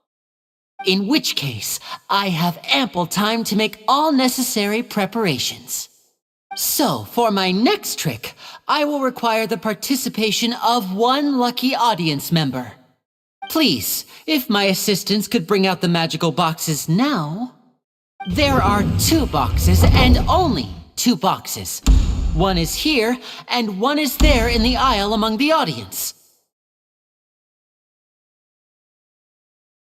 I'm sure many of our clever audience members have already guessed our next magic trick. A swap! Our lucky audience member and I will each enter a magic box. After 1 minute, we will each emerge from the opposite box. Now please, everyone pay very close attention to the box you see here. Don't give me any chance to make a move. Wow! How's he gonna do this? Hey, do you think this is all magic tricks, or does Lenny have actual superpowers? The lucky audience member will be generated by this random number selector. It selects numbers entirely at random. Even I don't know who will be chosen to participate. Now then, let's begin. Let me see. Oh, row 7, seat 3. Congratulations! You now have the chance to experience magic firsthand for an entire minute. Please, come forward. My assistant will take you beside the magic box. I'm sorry, it might be a little cramped inside, but no need to feel nervous. We've carefully arranged everything for you to be as comfortable as possible. You don't need to do anything, but no matter what strange things may happen, don't come out of the box. If the magic is interrupted, who knows where you might end up? You might even find yourself in the Fortress of Meropide. Oh, okay. All right. Before I enter the magic box, there is one more thing I need to ask the audience to do. Could you all give me a countdown?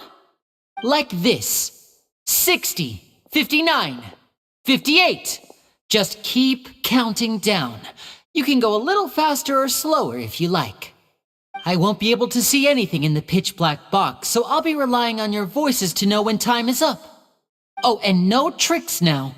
If you quickly count from 60 in just 30 seconds, then I'll be in a tough spot.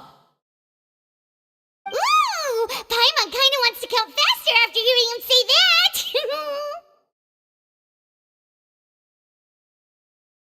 No, that won't do. I can see it in your eyes. You still can't be trusted. Let's practice together. Come on, repeat after me. 60, 59, 58. 60, 59, 58! That's right, perfect. Keep it going. All right, I'll see you all on the other side once you've finished counting.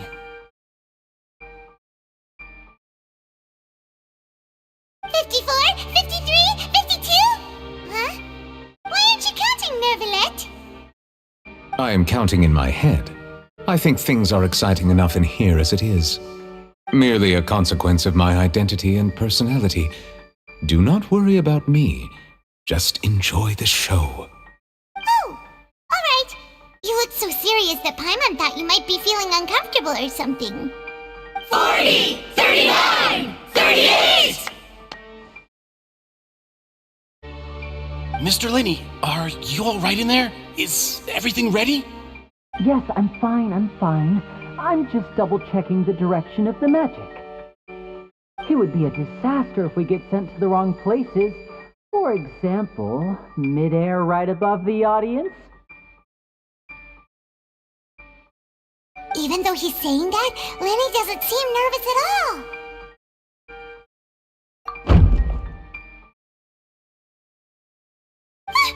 What was that noise?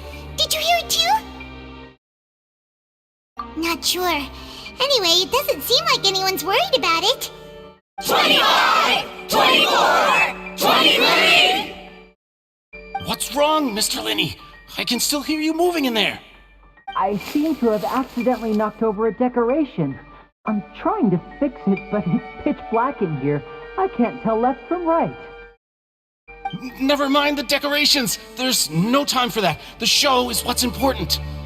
No, that's unacceptable. I want my show to be perfect. Don't worry, we still have 20 seconds.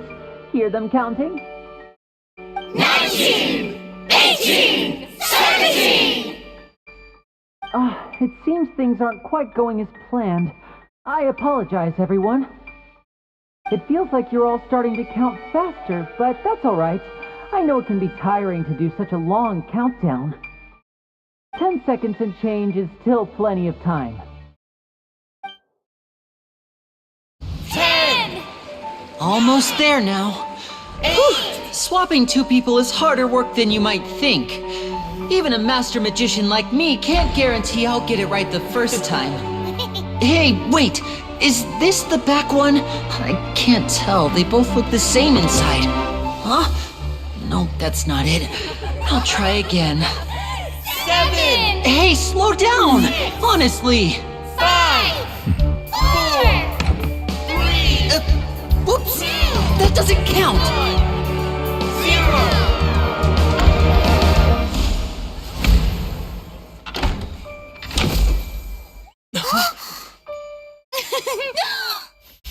Ta-da!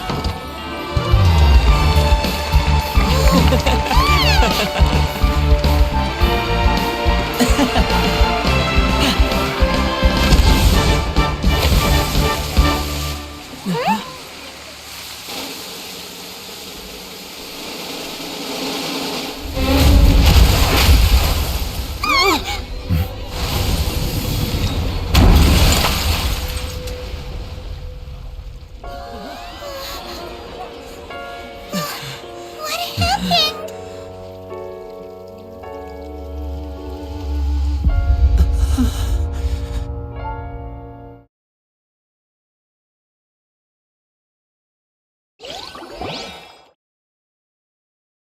Huh? Is this part of the show? Mr. Linney, you're going to use magic to fix the stage now, right? What happened? Oh no. Maybe this isn't part of the show. The girl was still in that box, right? This performance is over. Medical staff with me. Guards, secure the scene and detain all the performers. Seal the exits. No one is allowed in or out at this time. Yes, that's right. If this was just an accident, then we must investigate the cause. But if this was all part of some scheme, then then those accountable will not escape the judgment of the God of Justice! No need to be alarmed, you two. We'll get to the bottom of this soon enough.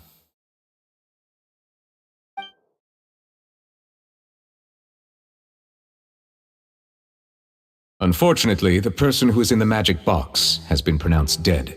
His name was Cowell, one of the assistants in Linny's magic troupe.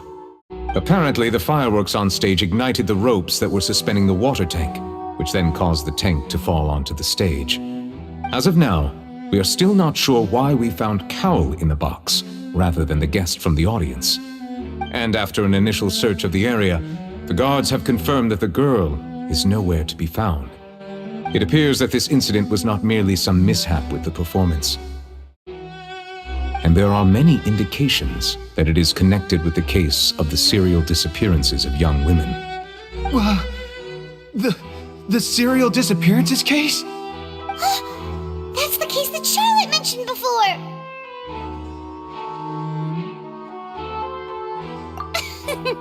I know the truth. I can see through the whole thing. Really, using such a shallow and obvious mystery as his finale, did he really underestimate us that badly? I say that our powerful magician, Mr. Linney, is now the prime suspect for the serial disappearances case. Huh? Why me? This whole thing was an accident.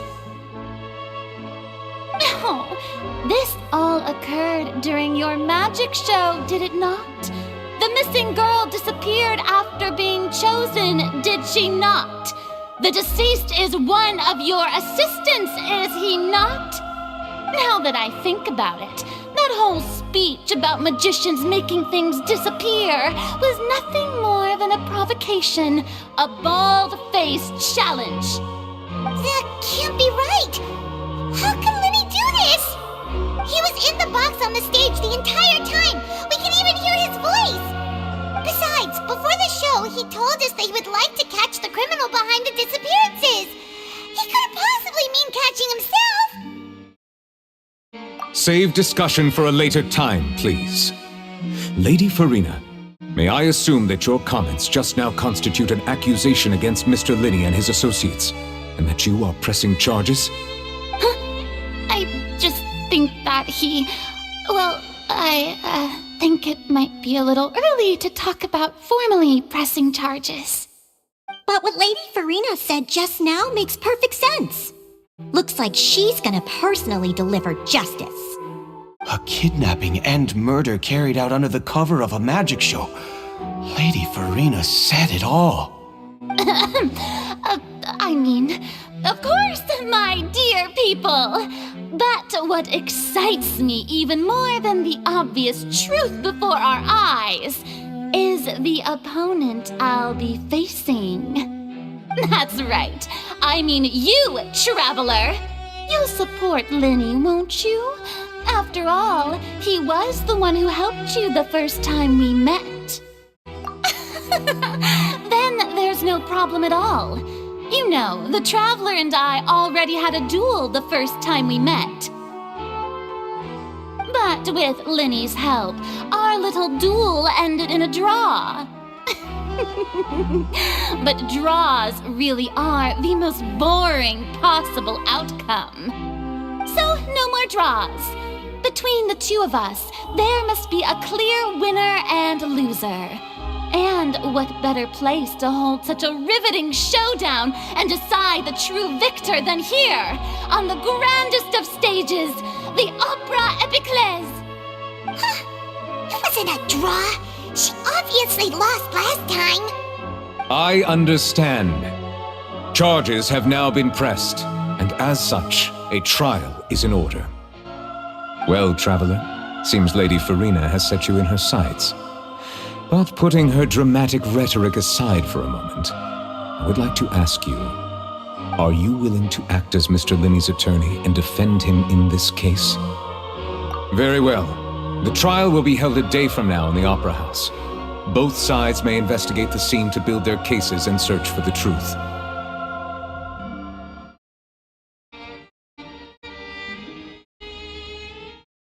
Linny and his troop are all potential suspects and shall remain within the Opera House. The audience may begin to leave in an orderly fashion once they have been cleared by the guards. A day isn't that long. Let's see what kind of case this big shot outlander can build in such a short amount of time. I'm really quite looking forward to hearing it.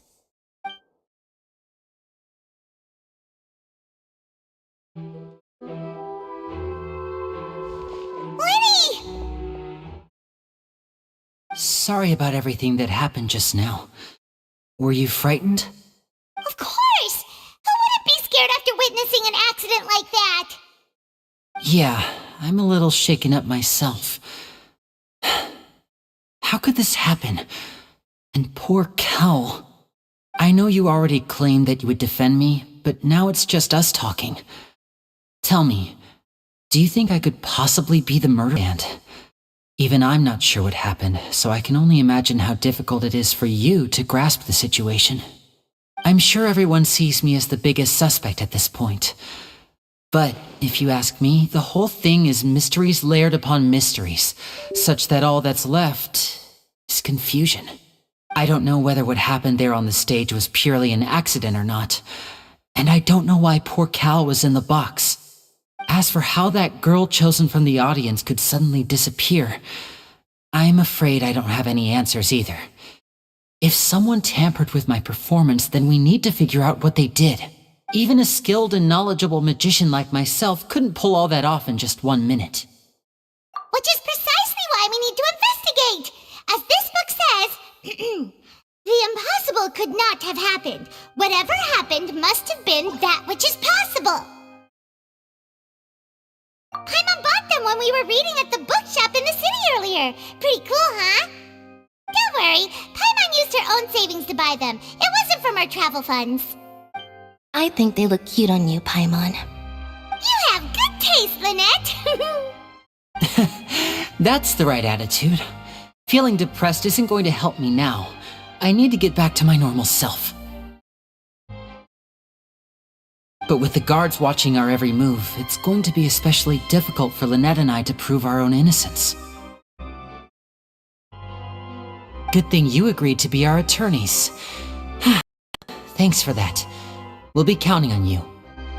Yes, thank you so much. Yeah, just leave it to us. Oh, since we're going to start investigating, Paimon has a question first. Where did Lynette go during the performance?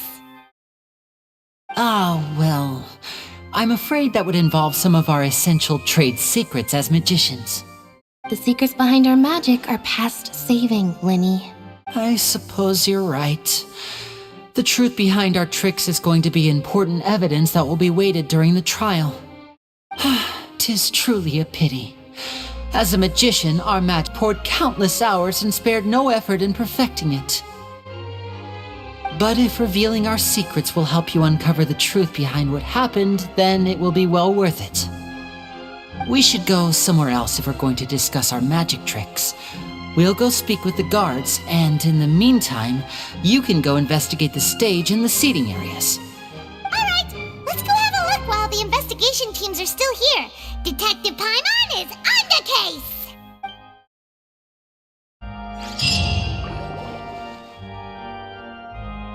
Hello, officer.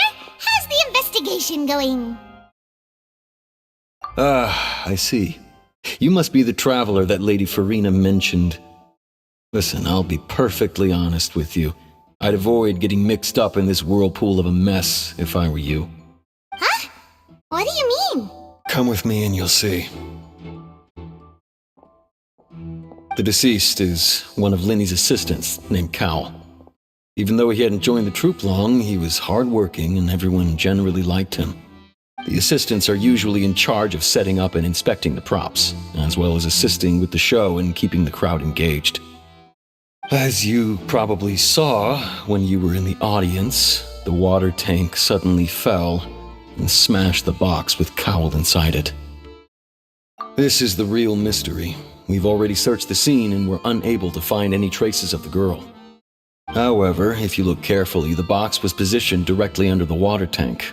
The ropes holding the tank were then burned by the pyrotechnics on stage, causing them to snap. Lining up so perfectly makes it hard to see this as a mere accident. If anything, the more logical explanation is that the whole incident was intentionally planned, and Linny is the most likely person to have access to all these areas. But he doesn't have a motive! Are you both good friends of his? Well, you can't say we're good friends, but we've known each other for a little while. So in just a short time, he was not only able to win your trust, but even convince you to act as his attorneys. I know there's no such thing as magic. The real trick of a magician is holding the audience in the palm of their hand. I've seen a lot of cases, and I can tell you that people are the least reliable kind of evidence. Sorry, I tend to be pretty straightforward. Just know that I'm warning you for your own good. Anyway, you may investigate the scene of the crime yourselves if you're curious. Who knows, maybe you'll be able to come up with some new evidence.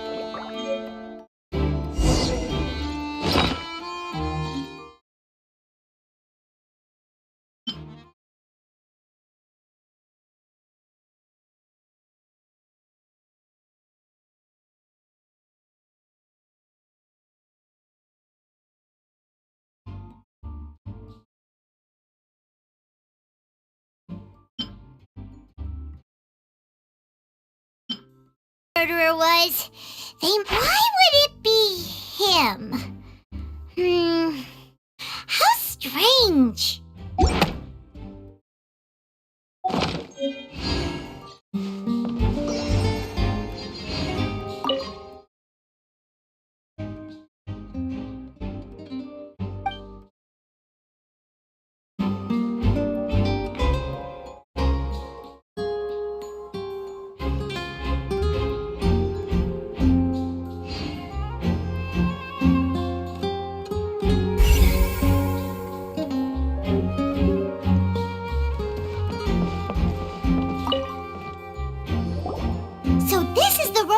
And caused the water tank to fall.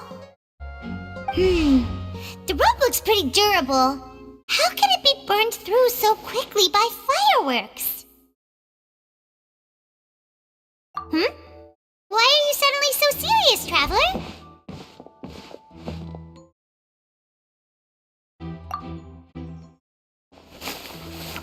Whoa! Look! This bit is made from different material! Most of it was burned away, but there's still a little bit of it left.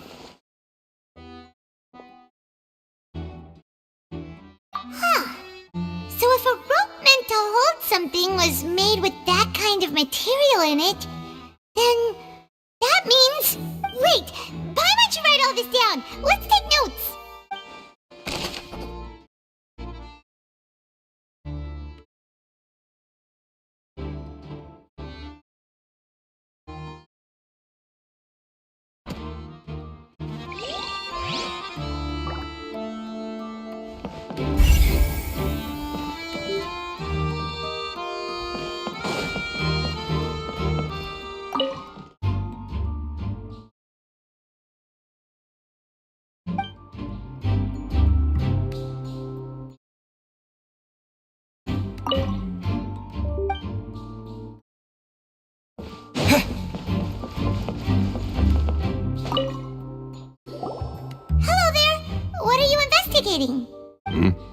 Oh, this location has also been cordoned off because the Magic Troop members are currently considered prime suspects.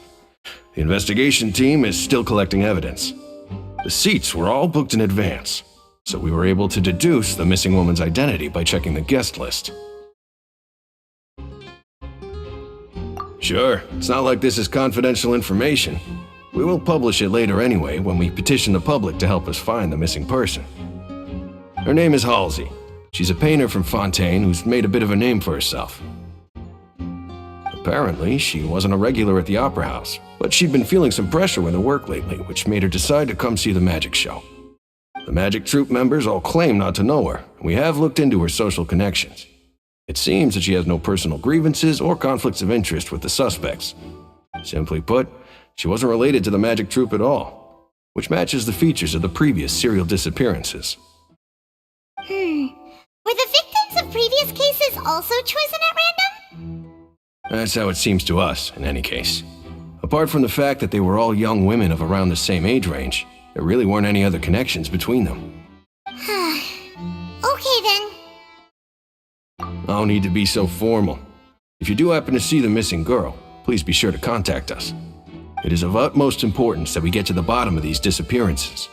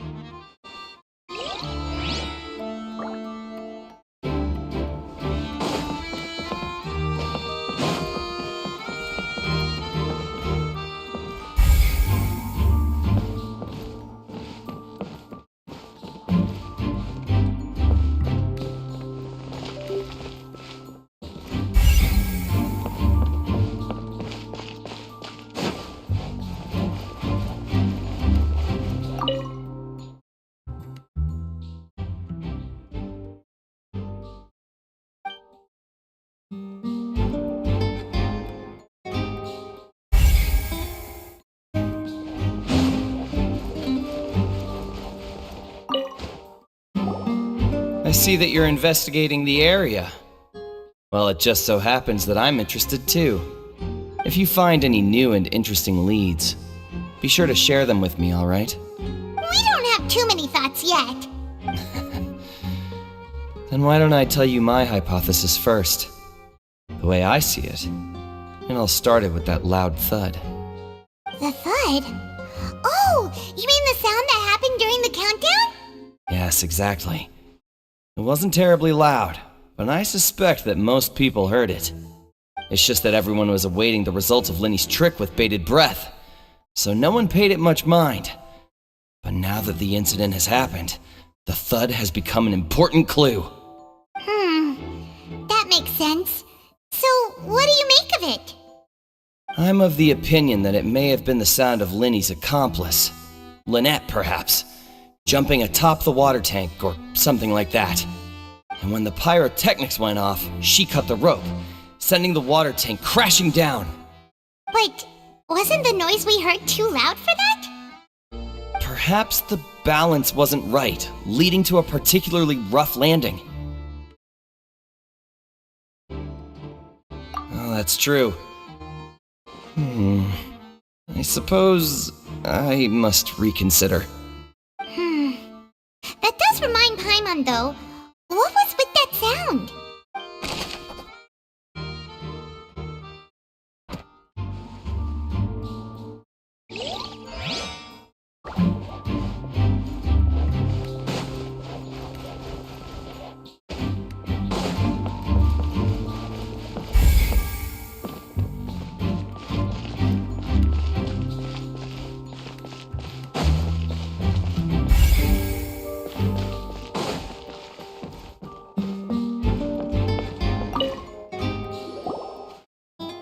The investigation team has some new findings.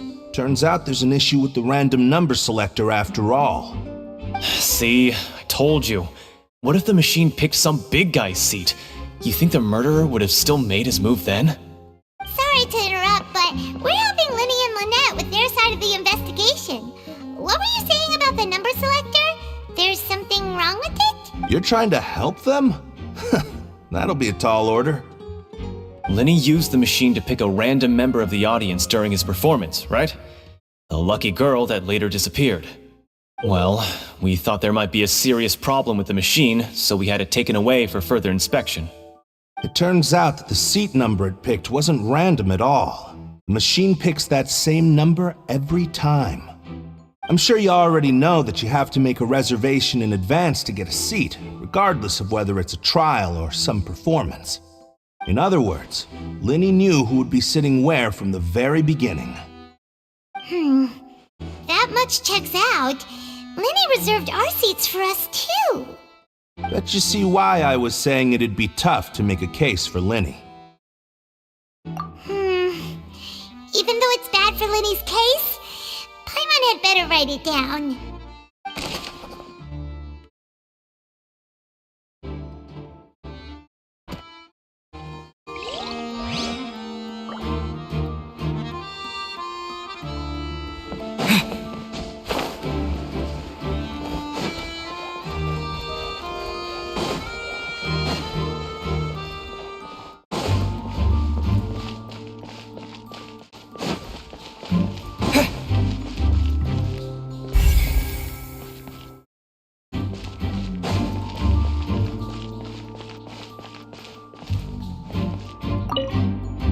Lenny's still talking to the guards.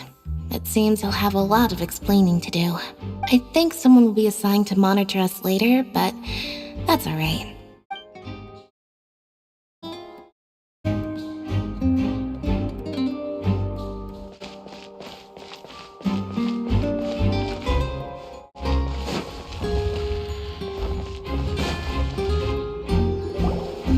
Hey, you! Yes, both of you! Over here! I've been keeping an eye on you for a while now. Huh? You mean us? That's right. If I'm not mistaken, you're also among those who wish to cut down the thorns and pursue the truth. No? And by the looks of it, you're not from Fontaine. Well, you're right on the more about that one, but who are you? Have you never heard of the Spina di Rosula? From mediating disputes and providing protection to solving conundrums, you name it, Spina di Rosula does it. And I, Navia, have the honor of being its renowned president. Though those who play by our rules call me boss. I'm Silver, her attendant. Pleased to meet you. And I'm Melus. Demoiselle's various daily needs and affairs are under my purview. Huh? Boss? Demoiselle? What gives with the names? Well, I am the second generation president. Melus and the others are still used to my previous title. My apologies, Demoiselle. Should you prefer, boss, I will endeavor to use that instead. No need. You don't have to call me boss. Just Navia is fine. Okay, if you say so. Not that we're members of Spina di Rosula anyway. All merely trifling details. Never mind. Now, back to the situation at hand. That's right. I've always kept an eye on the serial disappearance cases. My interest stems from a matter back from my father's time. Judging from the look of things, I find Lenny an unlikely mastermind. Really? We think so too! That's why we're looking for clues now! But how did you come to that conclusion? Intuition, naturally. My unparalleled intuition. Farina sure was quick to point the finger at Lenny without any decisive evidence whatsoever, wasn't she? But that's not uncommon for her. If you remember, the justice had to interrupt her and ask if she was pressing charges just to keep her from getting carried away. Anyway, a trial begins the moment someone levels charges. And, of course, there was no way Farina was going to back down in that situation. Sounds more like you just don't trust the Hydro Archon. Well, what's your opinion? I must admit that she can be interesting at times, but liking her doesn't mean that I'll blindly agree with her. All right, I've answered your question. Now, it's time you answer mine. Wait a minute, did that answer count? Well, I say it does. But don't worry, you won't hear any pointless questions from me. In your opinion, do you think it's right to treat a trial like it's an opera? Well? And why would that be?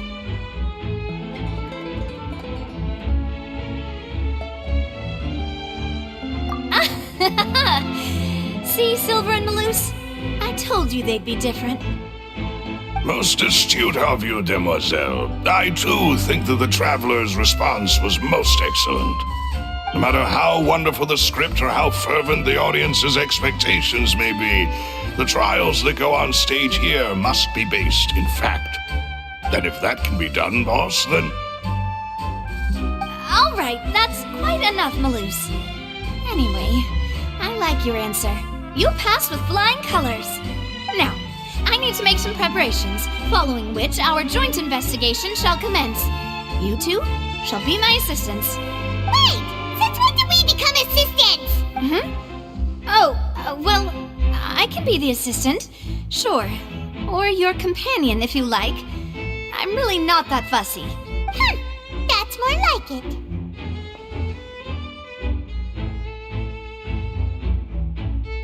Far be it from me to brag, but I believe that Demoiselle's intuition will be instrumental in uncovering the truth. You wish to save a friend from false accusations, and we wish to unravel the disappearances. In this sense, our goals are aligned. You have a point. You're quite the talker, aren't you, mister? And what about you over there? What do you think? You seem like you've got something on your mind. I have nothing to add. Oh, alrighty then. We'll be making some preparations first. Just be sure to let us know if they start revealing Lenny's tricks. Thanks!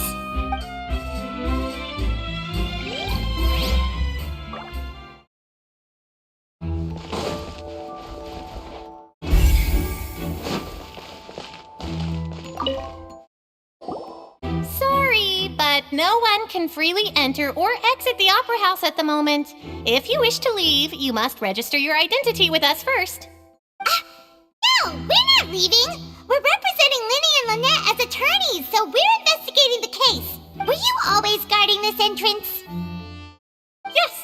After the Chief Justice gave the order, everyone coming in or out must undergo a strict inspection. So, the missing girl couldn't have left from here. At least, not from that point on. I doubt there was much opportunity then, either. How can you be so sure, Well, because I was in charge of security near the entrance at that time. I couldn't see Linny's performance from here, which was quite a shame. Just my luck. But still, I did not abandon my post, and I stayed put no matter.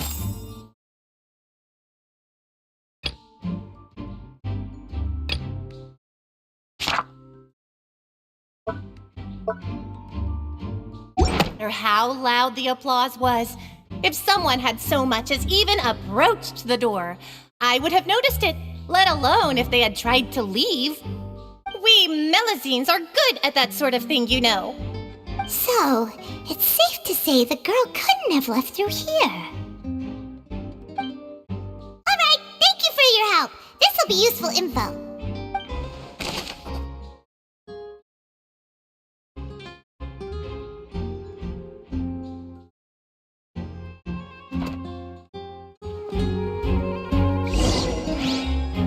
We've checked everything of note here at the performance venue.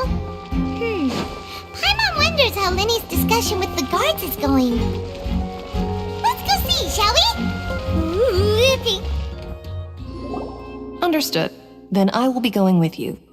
Just so you're aware, I will be monitoring your actions and making notes as necessary. Very good. Thanks for being so agreeable. I'd pull a rose out of my hat as a gift for you if I could. You may spare the pleasantries. I'm just doing my job. You've arrived. Who's this? Me? I'm Spina di Rosula's guardian angel. If you've got a problem, I've got the firepower. Sorry, I got a little carried away there. Call me Navia. I'm a partner of theirs and will be helping investigate this whole situation. And these are my companions. Would you mind if they join as well? Fine by me. Oh, new helpers? I would be most grateful. Well, let's just say we're tagging along.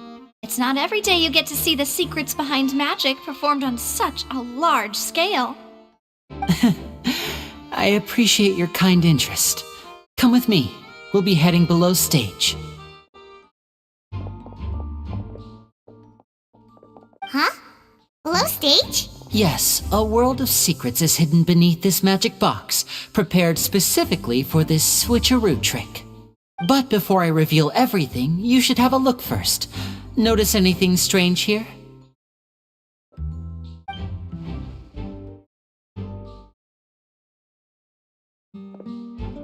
I'm not trying to be dramatic. Remembering the details of a trick will help you understand the methods used to perform it more easily. Huh. Weren't there balloons and other decorations here? Where did all that go? Ah, good eye. That said, you're still far from discovering the answer. The back? You mean the inside of the door? What's different about it? Paimon didn't notice anything. Very good indeed. I thought you might not be able to catch that, given that you were sitting in the first row. The back of this door was patterned. Those patterns are now gone, replaced by a smooth wooden board. So, if you put 2 and 2 together, what do you get? Exactly. All right, let's go. I'll tell you how it works as we head down.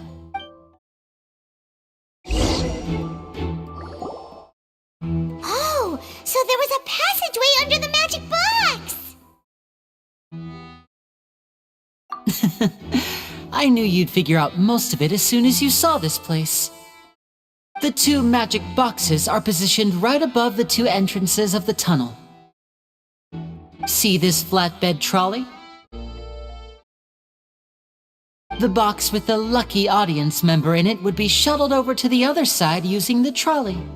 This trolley can raise and lower and even rotate, ensuring that the box will face in the right direction. I see. So that's the purpose of the box inside another box. Precisely. The inner box would descend after the audience member was put inside and be moved along the trolley, all while the outer box would remain on stage as if nothing had ever changed. So that's how you did it!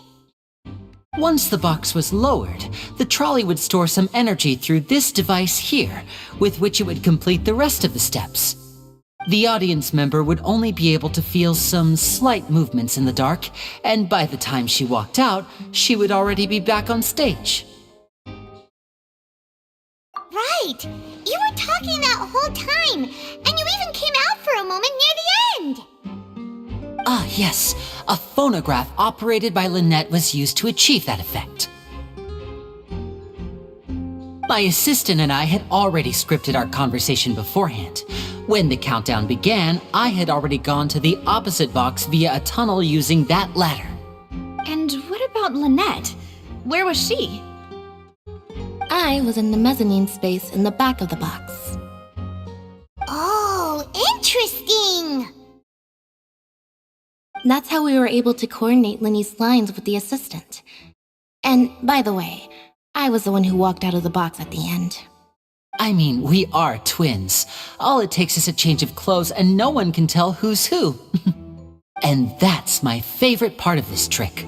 Only Lynette and I can perform it.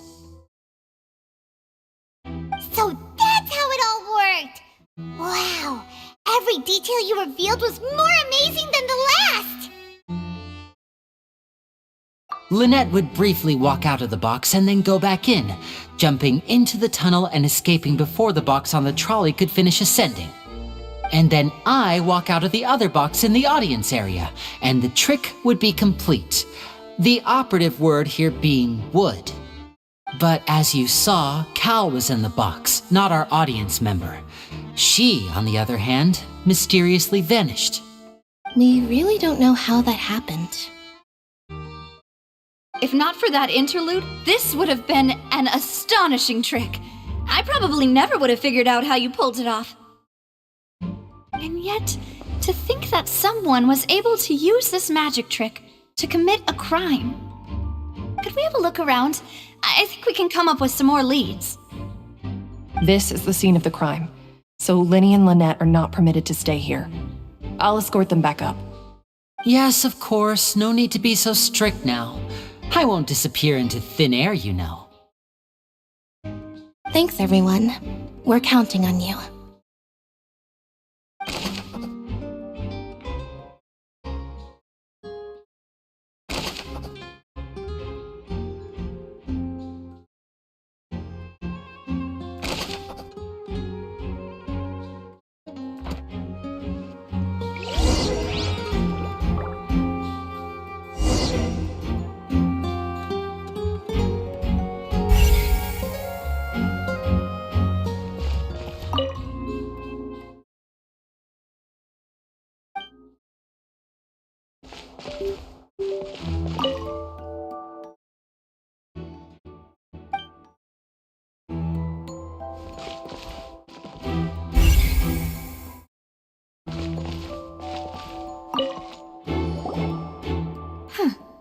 What's this?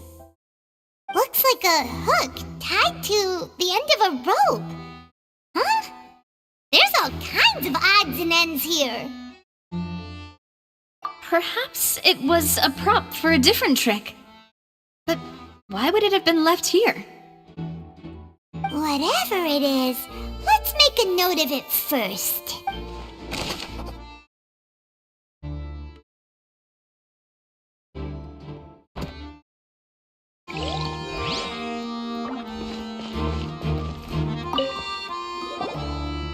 Oh, these are the clothes that the lady chosen from the audience was wearing, right? Her clothes are here, but she's nowhere to be found. Right. And do you really need to do that if you're kidnapping them? Ugh, this is so confusing. Paimon doesn't want to be a detective anymore.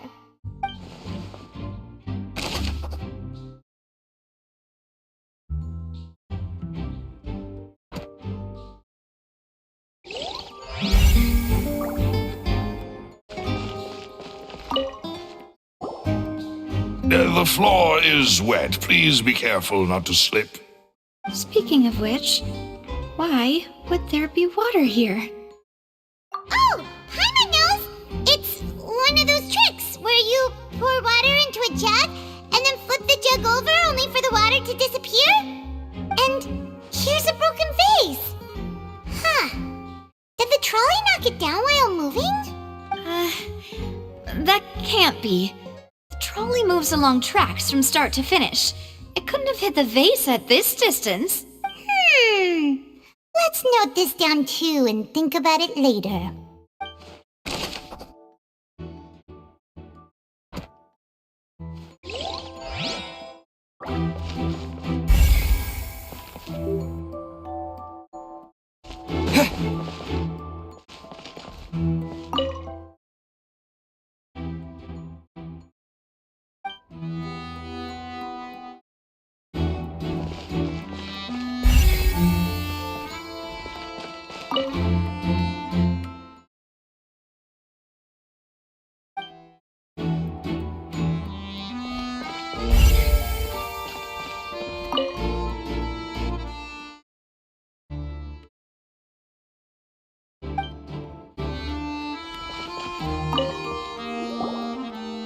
What is this place? It seems someone could fit through here. Could this have been the suspect's escape route? Alone, perhaps. But if they had to pull another person with them, the space would be too narrow. But there are no other ways in or out of here.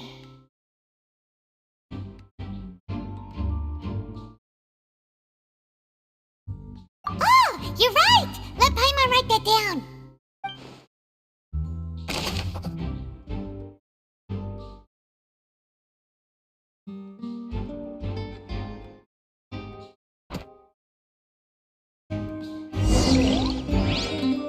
we're just about done investigating down here.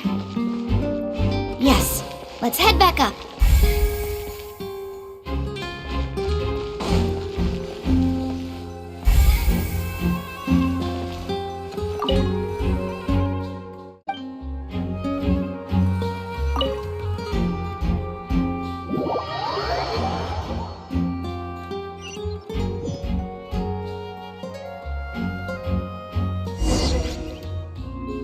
Well, we've ascertained the state of the crime scene. Let's find a place to sort out our findings once Malouse returns. Seems to me...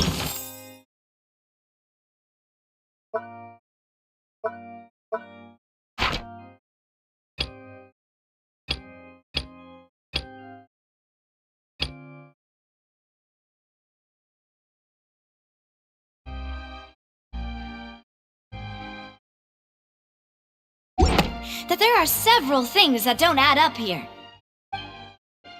Apologies for the wait, demoiselle. So, what did the guards say? Did the criminal escape through the vent? They believe the odds of that are very low, since the vent leads to the Opera House's basement. The guards have checked the area carefully. No one left through the basement during the performance or after the incident, and no one was found hiding there. So the tunnel's become like a secret chamber then! You know, like the kind you usually see in novels! The plot thickens. Halsey's disappearance and Cowell's death are both quite inexplicable. No wonder Farina was so confident in her accusation. All the current evidence points toward Linny and Lynette. In other words, the charges are very likely to be upheld unless we make some considerable progress. Charges and then trial. So if the charges are upheld, they'll announce a sentence? That's right. This is how a trial goes in the Opera House. During the proceedings, the Chief Justice and the Oratrice will hear statements from both sides. That's right. This is how indemnitium is produced. The statements from both sides, the defenses from attorneys, witness testimonies, and even the audience's emotions will all be projected on the Oratrice. To put it simply, it's as if the Oratrice has its own will, and is a judge in its own right. This also precludes any kind of favoritism on the part of the Chief Justice. Not that this has ever happened anyway. Once both sides have finished speaking, the Chief Justice will make his final decision. This, too, will be used by the Oratrice as a reference. Then, finally, the Oratrice will be consulted by officials. The result it returns is the will of justice itself. Huh? So that machine is the one that actually decides? Paimon thought Neverlet called the shots. In practice, there is very little difference. Both have always come to the same judgment, which is why people have great faith in the Chief Justice. Ah, yes, the guards also asked me to convey that none of us will be allowed to leave this place before the trial. Huh? Why? Because we've chosen to act as the twins' proxies. That makes us persons related to the case. They're concerned that we might be colluding with outside parties, or that we might find outside help to disrupt the case. And even if that were not so, it could prove problematic if we happen to spread key information about the case ahead of time. I'm ready to break out at any time. Whoa! There's no need for that! Paimon thinks they have a point. That said, are they providing food? Of course. I just hope you don't mind the lack of options. I'm afraid that catering to all tastes is not in the cards, nor is any guarantee of balanced nutrition.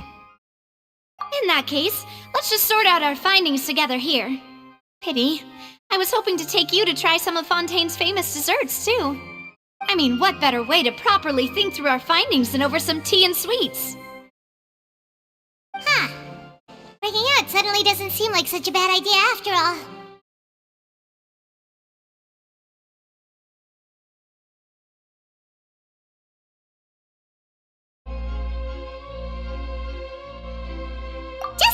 Just kidding! Paimon will still do her best, even if there are no snacks. What do you mean, no snacks? Of course we'll have snacks. If we cannot buy some, then we'll simply make some. Huh? Here? But how? Understood, Demoiselle. Everyone, please come with me.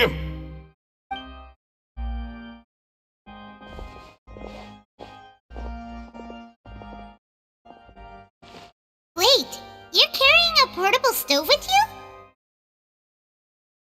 Yes, I must be prepared to meet the Demoiselle's baking needs whenever the fancy strikes her. I have eggs, sugar, and almonds at the ready. Good work, you two. Then I'll get to it. Please sit tight for a moment. You'll get to taste my awesome snacks soon enough. These three are quite the interesting group.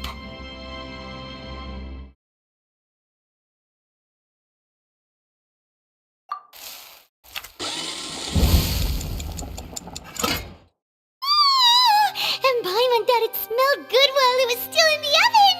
Oh, it's even better now. Paimon can't stop drooling. From the way you had these two guys carrying all that stuff around, Paimon thought you'd have them do more during the baking process. But you ended up doing the entire thing by yourself! Beating the egg whites, grinding almonds, everything! I was applauding. And I was giving encouraging smiles.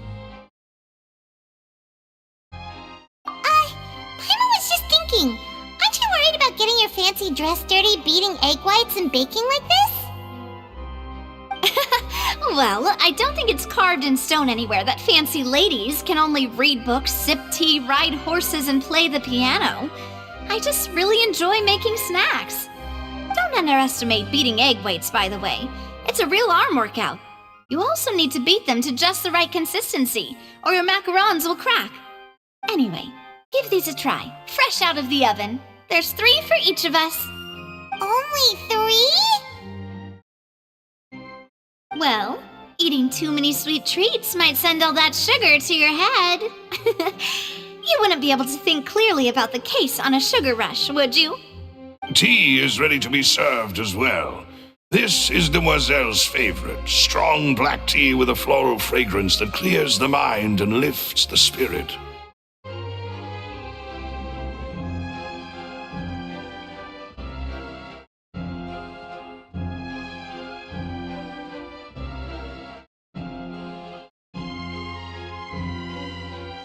No need for concern. I'm merely doing as I should.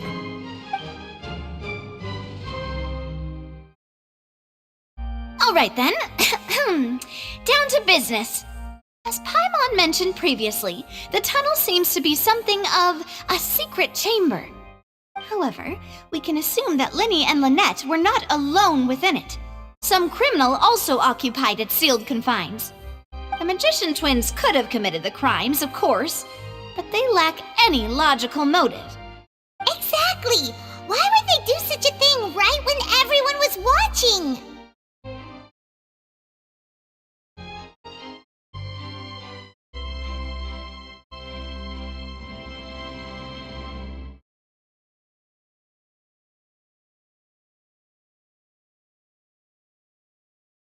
The flower vase and the thud we heard during the performance could indicate some altercation between Halsey and the criminal in the tunnel, resulting in the shattering of the vase, the discarding of her clothes, and her abduction. Perhaps the criminal thought that since she was chosen from the crowd, she would be too easy to identify if she was still wearing the same clothes. Paimon thinks that makes sense, but the real trouble is...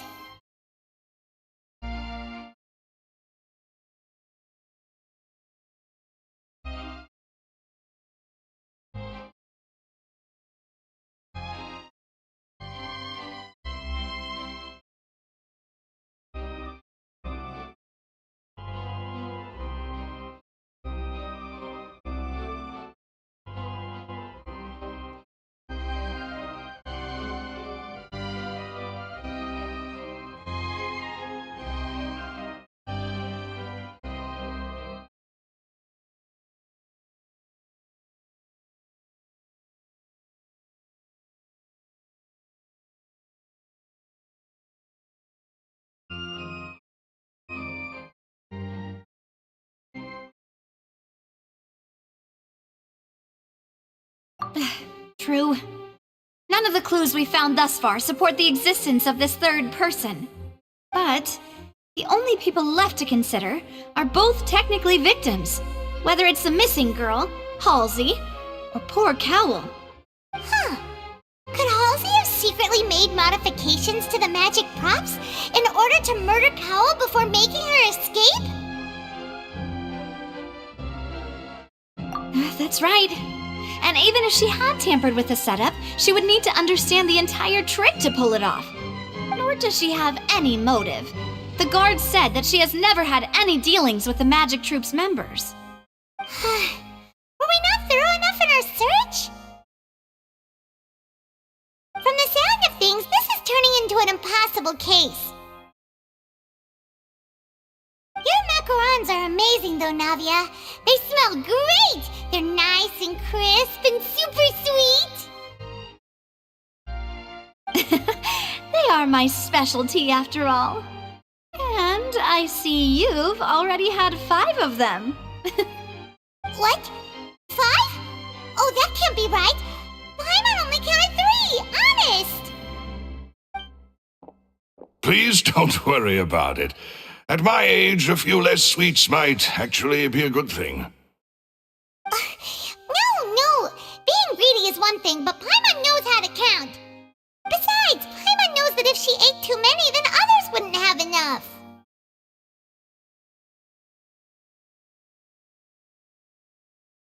Wait, even you don't believe Paimon?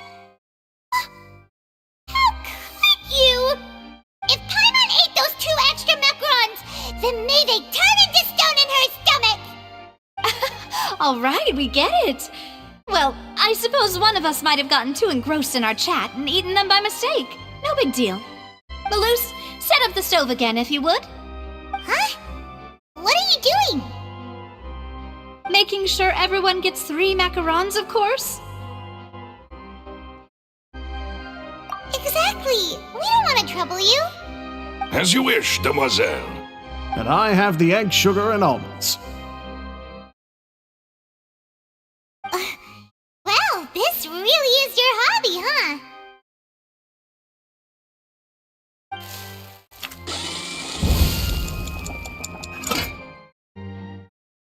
Well, that's it for snack time. I'm going to have another look around the area. I don't know what we're looking for yet, but we've still got some time. As attorneys, I suggest the 2 of you think the case over again. It would be awkward if you got all tongue-tied on stage during the trial. Alright, thanks for your help, and for the snacks. It was nothing. A small task for the Spina di Rosula. Silver, Maloose, it's time to go. I'll be back if I find anything new.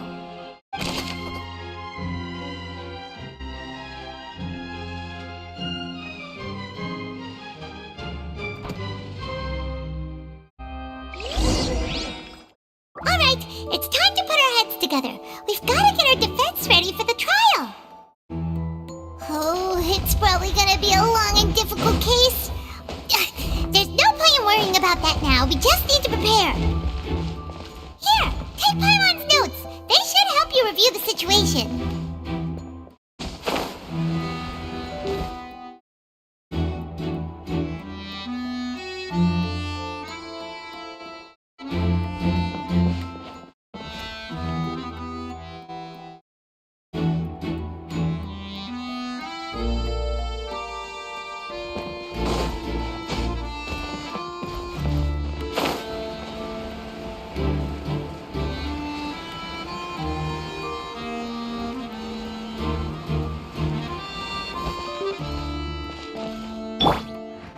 One with nature.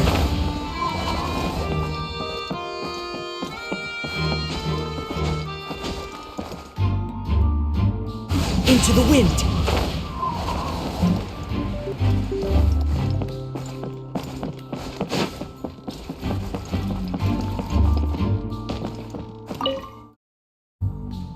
Go ahead, have a look around. In the end, we're both after the truth.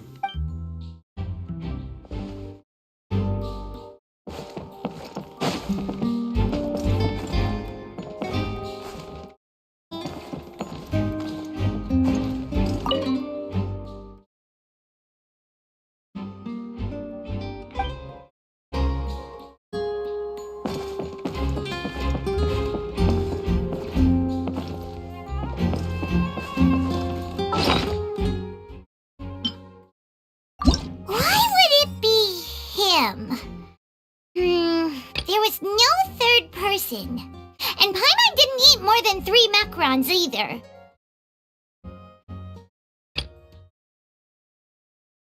That size wouldn't have been a problem for Paimon.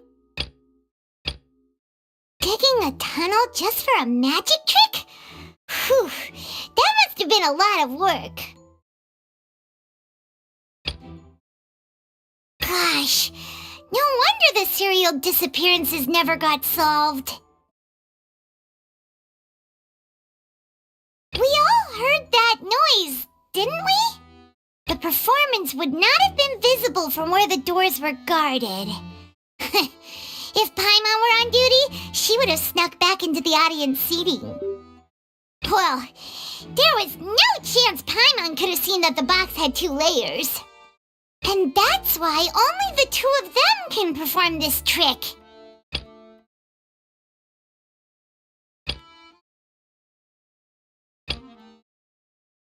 That size wouldn't have been a problem for Paimon.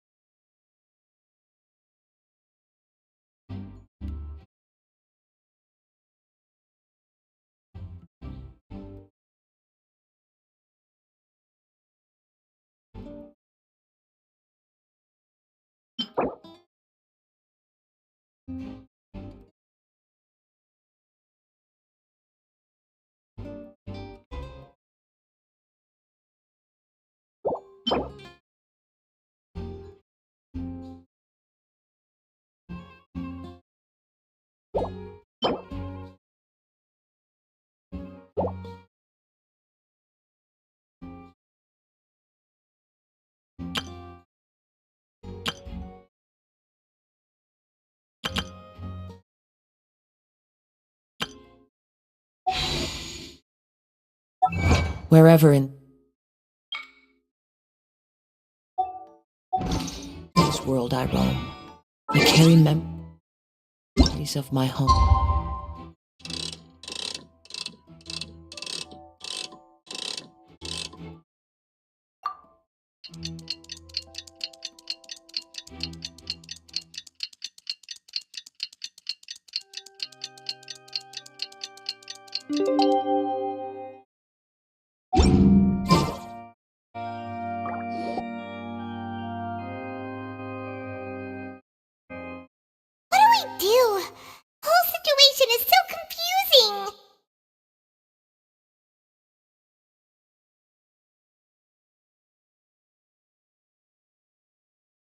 Good plan. Impossible things don't just happen. We'll get to the truth one way or another. Just relax. Even if everyone else suspects Lenny and Lynette, at least we will be supporting them from the stands. Besides, I doubt Farina understands any more about what happened than we do. Thanks, Navia. Well, we'll be going then. Best of luck to you.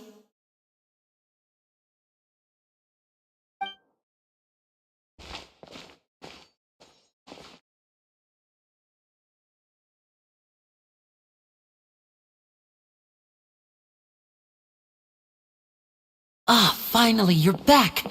Well, how did your investigation go? To be honest, you might be disappointed. No. We're already very grateful that you were willing to help. Well now, don't you all look disappointed? Don't tell me that your investigation came up empty-handed. That was to be expected, of course. The guilty can never produce proof of their innocence. But don't let that stop you. I shall be terribly disappointed should you, my most anticipated foe, concede so easily.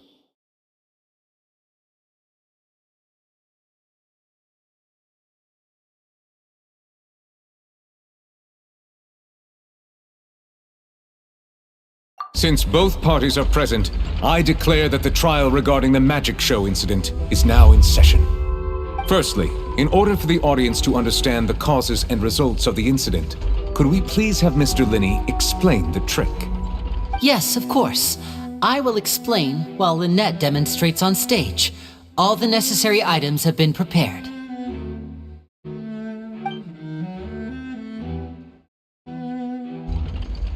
Thank you, Mr. Linney.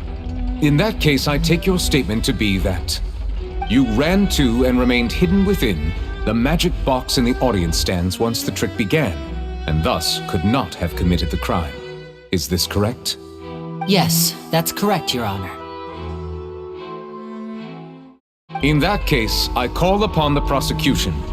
Lady Farina, do you wish to refute his statement in any way? Why, of course I do. Allow me to take the first shot and break this case wide open. Mr. Linney is clearly lying. There is no way you could have been in the box the whole time if you were to abduct Halsey and murder Cowell. In fact, I'd say you were hardly in that tunnel at all. That is simply your hypothesis based on the presumption that I'm guilty. Oh, is that so? And if I may ask, what did you hear while you were inside your box? The roaring countdown of the crowd, of course. That's how I kept track of the time and built anticipation for the finale. And you didn't hear anything else at all? Nothing that might leave an impression of any kind? No, nothing. I see. But when the count reached 30 seconds or so, there was a thud. One so loud that I believe practically everyone heard it. Huh? Hey, hang on! Something's not right here.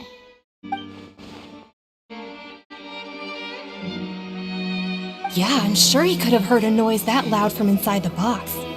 I was right by the box and I definitely heard the thud. Look at those scales. Could those mean... Well then, ladies and gentlemen, allow me to use the words of the magician himself. You never know what can happen in the blink of an eye. Indeed, it seems his alibi can also collapse in the blink of an eye. Of course, I have armed myself to do far more than smash your alibi. Confidence cannot go unfounded, and my foundations are rock solid. Tell me, aren't you and Lynette actually from the House of the Hearth? The House of the Hearth? No wonder they did something like this. So the serial disappearances were the Fatsui's doing. Now it all makes sense. I've got a feeling that what happened on stage probably wasn't just an accident. That's irrelevant. Our identities have nothing to do with what happened.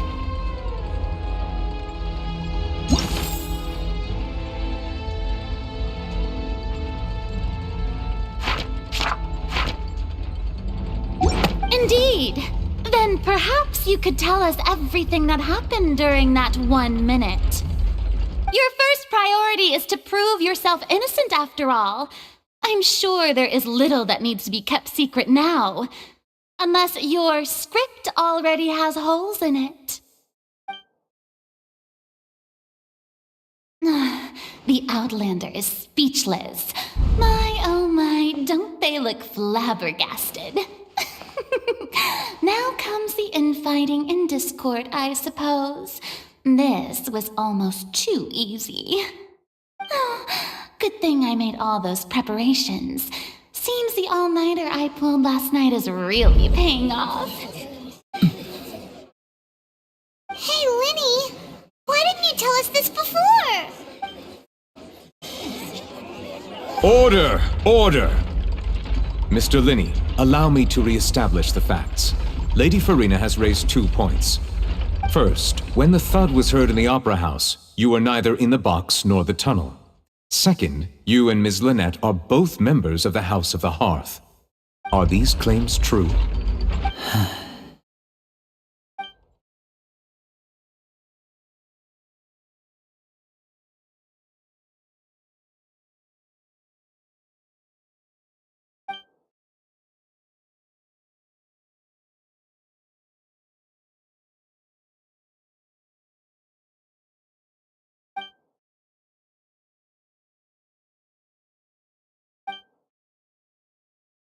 Please answer my question, Mr. Linney. I'm sorry. Yes, they're true, Your Honor.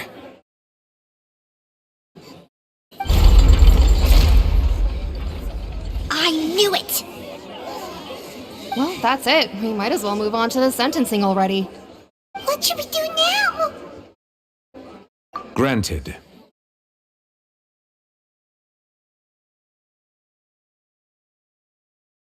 In that case, what is your request? Is that really necessary? They're already as good as guilty. The defendant deceived their own attorneys. What is there left to discuss? Order! Order, I say! Your request is reasonable, and we shall adjourn. This trial will reconvene in 1 hour. So you would stick to Mr. Linney's defense even after knowing what you do now? You certainly have more professionalism than I thought. In that case, my dear audience, let's allow the joy of victory to steep for a little while longer.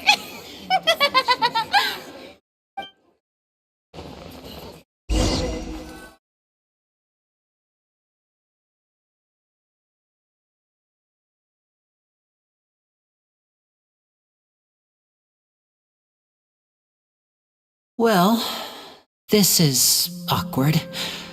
I didn't think the Hydro Archon would dig all that up. I'm sorry, Traveler and Paimon. Yeah, sorry. Paimon doesn't know where to start. We trusted you two. We based our entire reasoning on the assumption that you weren't bad guys.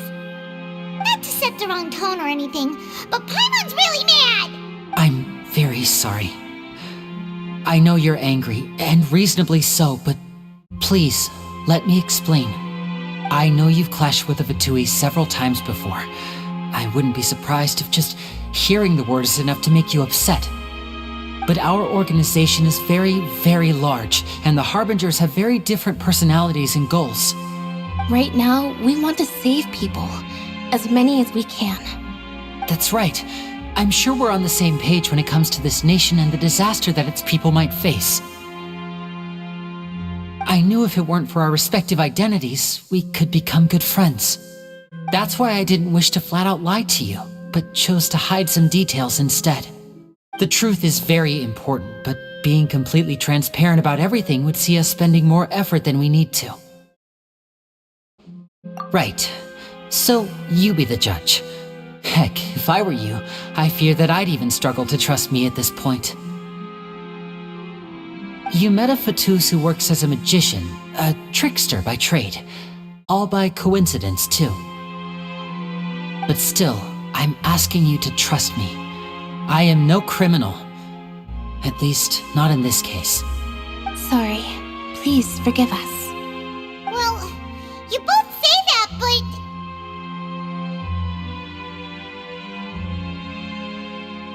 Right, let's hear your answer first, and no lies now! Of course. I'll answer any question you ask. We've been trying to find out how the Oratrice operates. We want to know why it has a consciousness. Why can it deliver sentences accurately? During our investigations, we learned that the machine's core is beneath it. From that moment on, Lynette and I have been designing this box swap trick with the objective of getting close to the core. Is that why you needed a whole minute? That's right. In truth, the audience would take about 75 seconds to count down from 60, while I would only need 15 to get to the opposite box. So, after jumping into the tunnel, I accessed the Opera House basement via the vent, and went to investigate the room in which the core is stored. That air vent was created during the construction of the tunnel specifically to execute this step. Well, nothing. As soon as I reached that room and was about to investigate, I heard someone's voice. Which should have been impossible, of course. I was quite certain that I was the only one in the room. That voice seemed to recognize me and tried to speak to me. I chose to err on the side of caution and retreated the way I came. On the way back, I saw the broken vase and the clothes on the ground, but the countdown was almost finished, so there wasn't time to give it any thought. After that, The homicide occurred just as you saw. Well, that explains why you didn't hear the thud. Because of that prophecy I told you about, of course. We must know all we can about this nation's secrets in order to deal with that prophesized crisis. That's the only way we can save everyone. So, there you have it. The whole truth. I swear, I didn't hide anything from you this time. It was never my wish to proceed under this cloud of mistrust either. But like I said earlier, you can be the judge. If you want to leave because you don't trust the Fatui, there's nothing I can do to stop you. Well, Traveler, you decide. Paimon will follow your lead however you choose.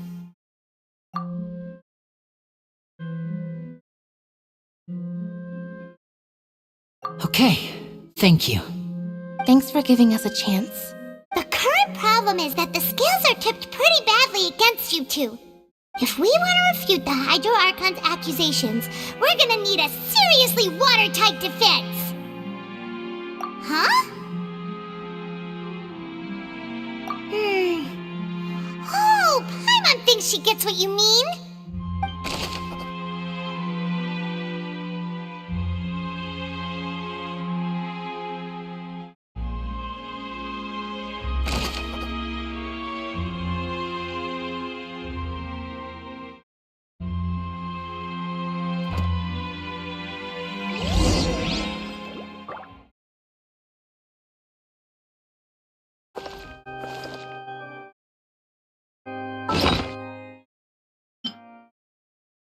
Whoever the murderer was, why would it be him?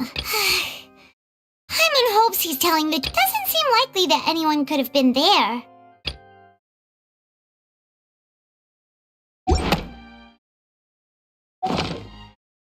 There are leaves around, and I know just the tune to accompany them, if you wish to hear it.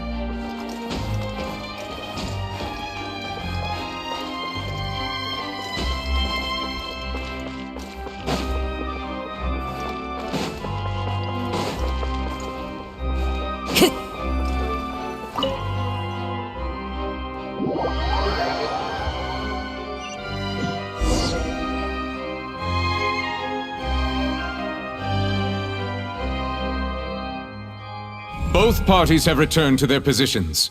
Let us continue the trial. When last we left off, Mr. Linney acknowledged the new evidence presented by Lady Farina as fact. Therefore, Lady Farina may continue stating her reconstruction of the events. That took long enough. Now then, if everyone would lend me their attention. At this stage, let's revisit that scene from Linney's perspective.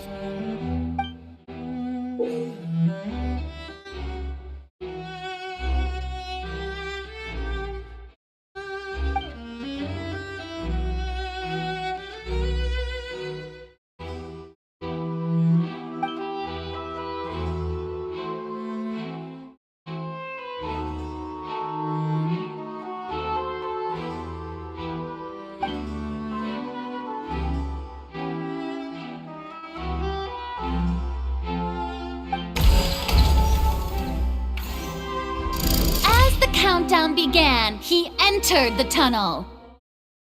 When the flatbed trolley passed, he opened the box and got into an altercation with Halsey, which caused the loud thud. He did not realize that the sound could be heard by everyone in the opera house, which is why he claimed earlier that he could not hear the sound. Finally, he used the vase to knock her out, before making her change clothes to prevent others from recognizing her. At this time, Cowell arrived in the tunnel, having heard that strange noise, and caught Linney red. So Linney proceeded to knock him out too before stuffing him into that box. Afterward, Linney passed the unconscious Halsey to his accomplice through the magic box in the audience stands, before operating the devices such that Cowell's death would be ruled an accident.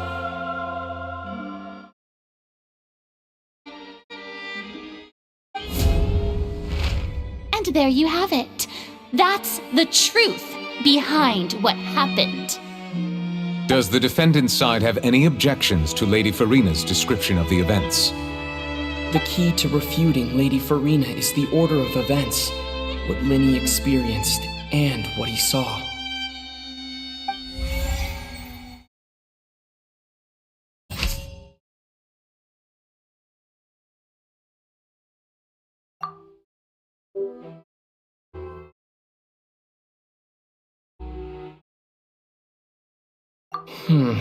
Seems this won't produce a particularly effective rebuttal.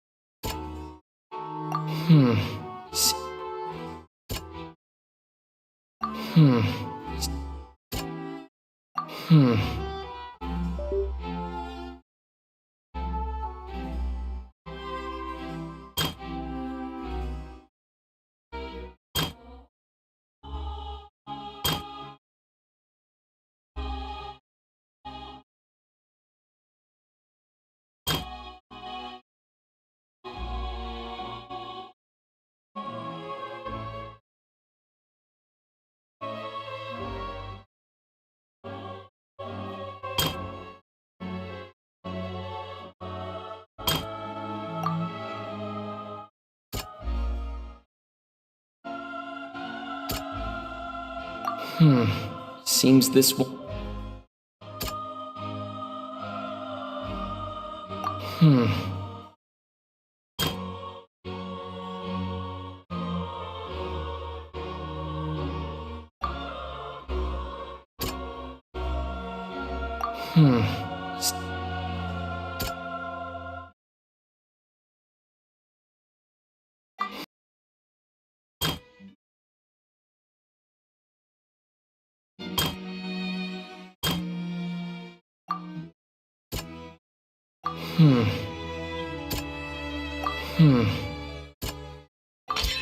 According to Linny, he left via the vent after entering the tunnel. He couldn't have had that altercation with Halsey.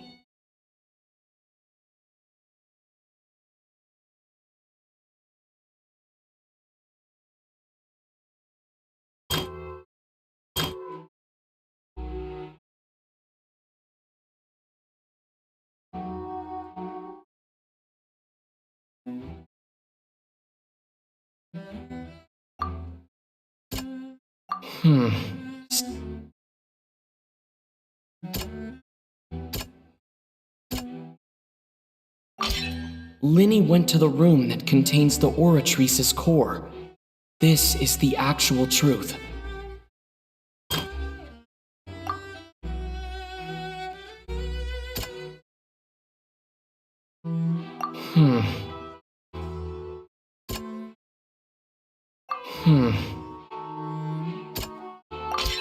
Linny did not take part in the underground altercation. He only witnessed traces of the aftermath. Attention! Ace Detective Paimon has something to say! When the countdown started, Linny did indeed go into the tunnel. But he immediately used a vent to access the Opera House basement, which is where the underground core of the Oratrice is stored. Once he reached that area, he heard a voice in what should have been an empty room. Since he felt something was amiss, he returned immediately. The crime scene had already developed by the time he reached the tunnel again, and in order to complete the magic trick, he did not remain there for any length of time. Finally, he reached the surface, and that was when the accident happened from his point of view. Therefore, he's innocent!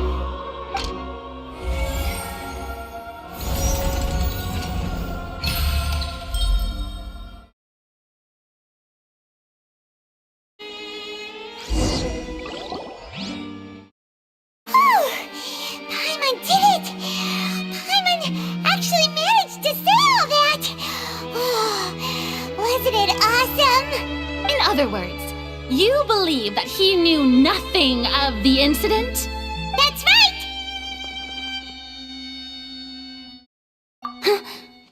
My reasoning?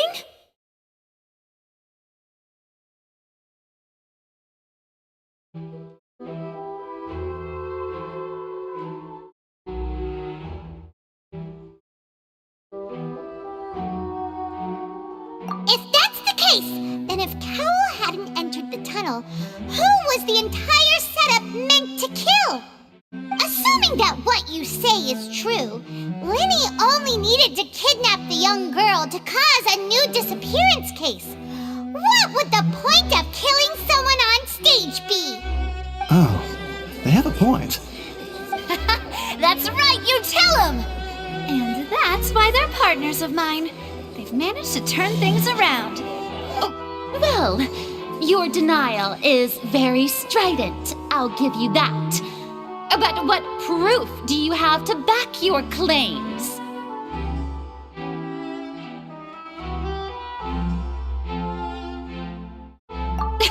Of course I do. If he had been in the magic box the whole time, how could he have not heard that sound? Why do you ask? You're saying that he wasn't?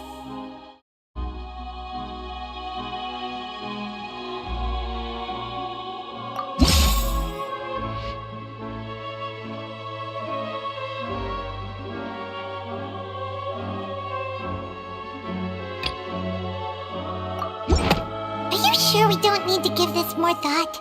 Paimon thinks there's something off here.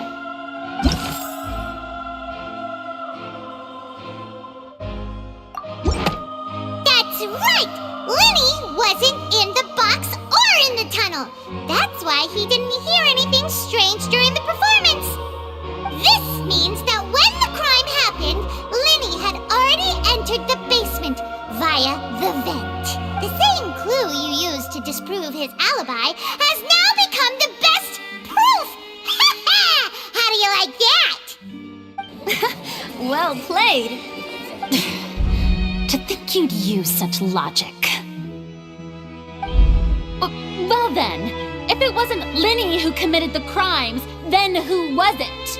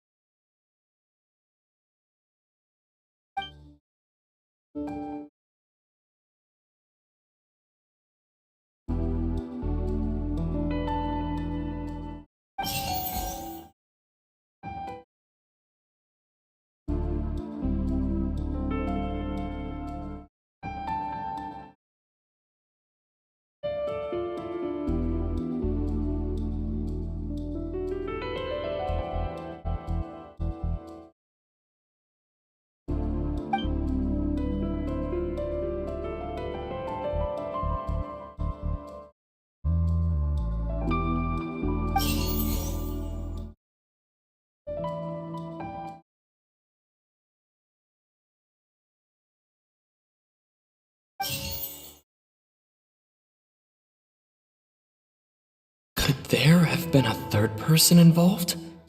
Is that really a possibility?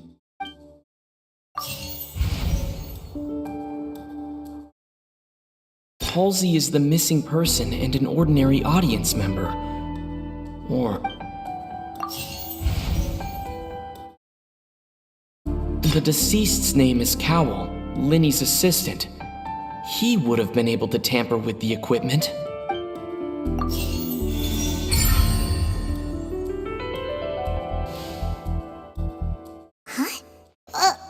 That can't be right. Are you serious? The killer was, in fact, Cowell, the deceased! Oh, is that so? How interesting! Let's hear your reasoning then. What I must do next is recreate the truth. What Cowell did, and how he went from would-be perpetrator to victim. No one entered or left the Opera House through its entrances, so where would the criminal have wanted to take Halsey?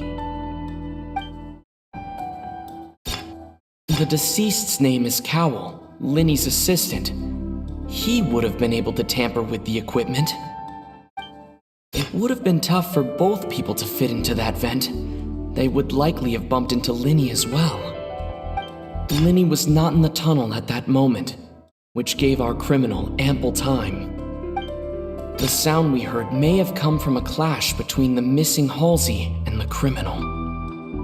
The deceased's name is Cowell. Halsey's clothing was in the tunnel, so there must have been some fear that she would attract attention.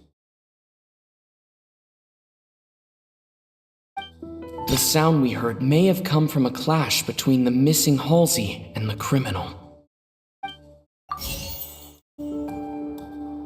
It would have been tough for both people to fit into that vent. Halsey's clothing was in the tunnel. The sound we heard may have come from a clash between... It would have been tough for both people to fit... Linny was not in the tunnel at that moment, which gave our criminal...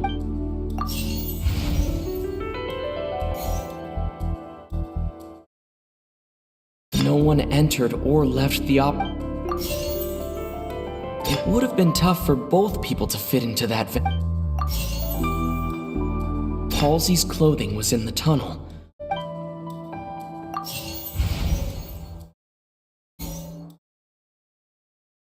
Linny was not in the tunnel at that The deceased's name is Cowell. No one entered or left the Opera House through its It would have been tough for both people to... No one entered or left the...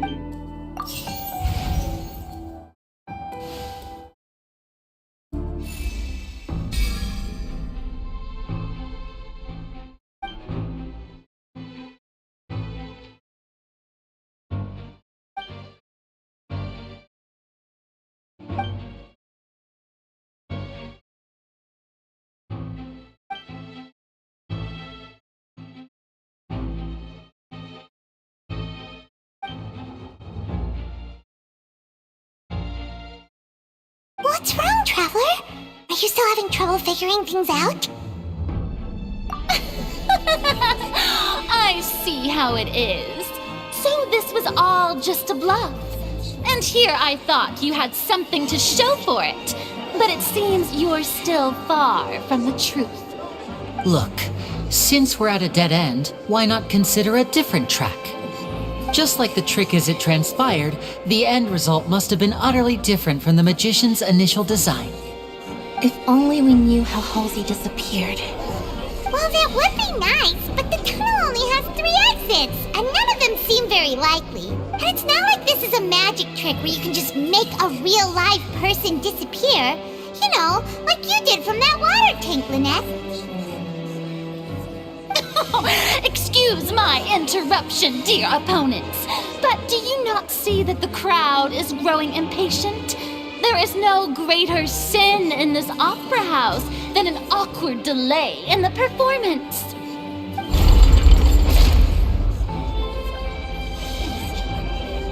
If the defense is unable to make further effective arguments, we will move on to the next stage of the trial. Linny was not in the tunnel at that moment, which gave our criminal ample time. The sound we heard may have come from a clash between the missing Halsey and the criminal. The deceased's name is Cowell, Linny's assistant.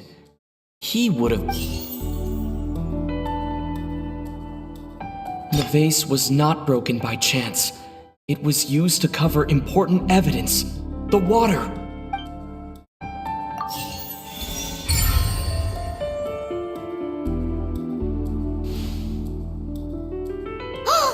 Paimon gets it! It all comes together if Halsey disappeared. Lynette escaped from the water tank, vanishing gradually and leaving only clothes behind. If there's a similar method where a person could be transformed into water... Oh, just a moment, please. I do hope you know how preposterous you sound at the moment. How could a person ever be transformed into water? This is reality we're talking about here, not some magic trick. Must we really? I should think that of anyone. Your friend Linny already knows this truth very well. Magic tricks are ultimately just illusions and misdirection. But Halsey's disappearance is very real. We're talking about two completely different things. Even so, I trust the Traveler's judgment. The truth must be out there somewhere. Perhaps some new line of reasoning may open if we try to gather all the focal points that don't make sense. Since Cal was the deceased, we haven't placed much attention on him. But given that we aren't making much progress with the case, it wouldn't hurt to have a look at his belongings, would it? People really do come up with all sorts of harebrained schemes when at the end of their rope. The way I see it, your suggestion that we broaden the scope of our investigation is nothing but a tactic for stalling the trial. Nevertheless, I believe that this is a reasonable request on the part of an attorney. Since the trial does indeed appear to be at an impasse, I believe that additional evidence may help us make more progress. Guards, please step into the lounge and examine the personal effects of the deceased Cowell. We are still examining the items, but we have already made critical progress that we feel must be shared with everyone post-haste.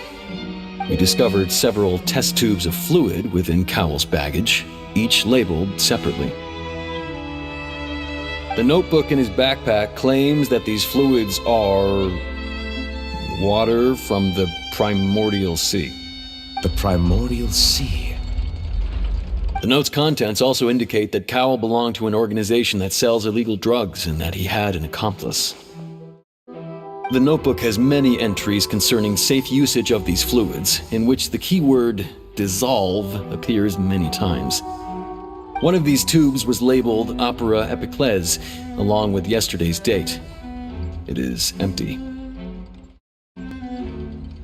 The notes also state that these dissolution properties work exclusively on people from Fontaine. It's likely that Halsey was chosen as some sort of test subject. As such, we believe that the defense's hypothesis is, in fact, supported by sufficient evidence. You've got to be kidding! People dissolving into water? Could something so ridiculous actually be true? Wait a moment. This reminds me of a certain prophecy, but it's just a coincidence, isn't it? Huh. If people can become water, does that mean that the water tank's real use was as a means to hide water stains? And if Cowell was targeting that girl... Wait just a minute. Could that mean... You two, with me, quick! Demoiselle, wait! What about your partners? Let's go. Just trust me. Order! Order! It is undeniable that further examination of the deceased's personal effects has yielded some surprising results, but we cannot yet verify the veracity of these clues. Still, let us assume that these clues are indeed authentic, albeit with the understanding that Ms. Halsey has yet to be found. Guards, please continue examining the items along these lines. Mr. Linney, it appears your hypothesis is supported by the evidence, so please continue speaking. Of course. Thank you, Your Honor. If we uphold this hypothesis, I believe that many of this case's seemingly unrelated clues can be connected together. Right! Like the metal hook! That one didn't make sense at all. Let's think about this. Cowell's methods must have something to do with that water from the primordial sea.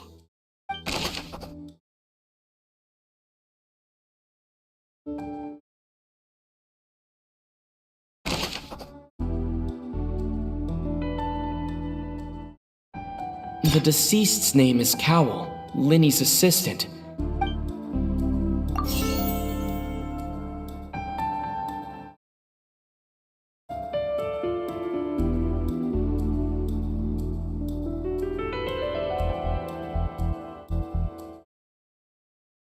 Now it seems like the hook rope was not meant for another magic trick, but was instead some form of triggering mechanism. The water from the primordial sea should already have been prepped before Halsey entered the magic box.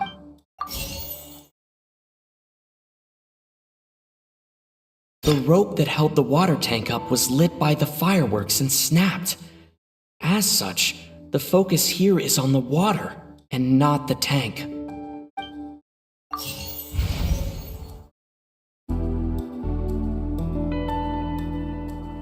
I remember there was something else within the inner layer of that box. Lynette was in the magic box on stage the entire time. Did she have something to do with this?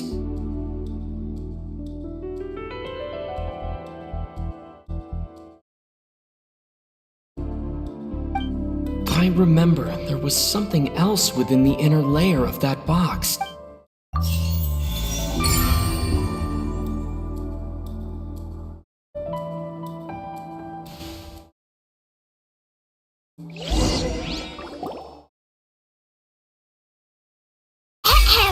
It's Ace Detective Paimon's time to shine again! In the original plan, Cowell would tamper with the water tank rope and the number selector securing his target. When the magic box containing Halsey was lowered, the metal hook would retract gradually and pierce the balloon at the top of the box. When the balloon attached to the box popped, the water from the primordial seed inside it would pour down and dissolve Halsey. Afterward, Cowell would enter the tunnel and break the flower vase to conceal the water inside the tunnel, with the remaining evidence being covered up by the water tank on stage. But he encountered something unexpected in the tunnel and wound up being fatally hit by the same water tank he meant to use to cover his tracks. Huh. That does make sense. That actually links together a lot of the more confusing pieces of evidence.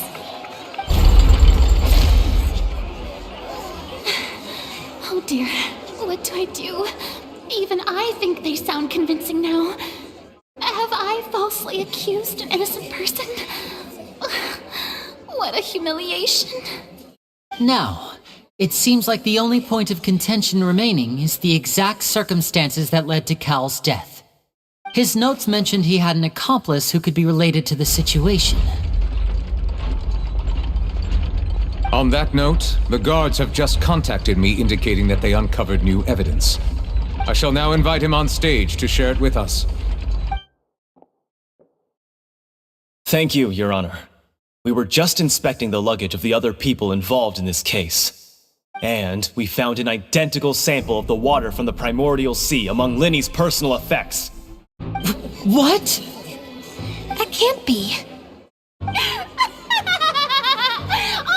I see. Well, how wonderfully comedic to have your own counterattack only to come back and wound you. Does this not clear all doubt? My dear citizens, my loyal audience, allow me to present my reasoning and bring this performance to a swift close.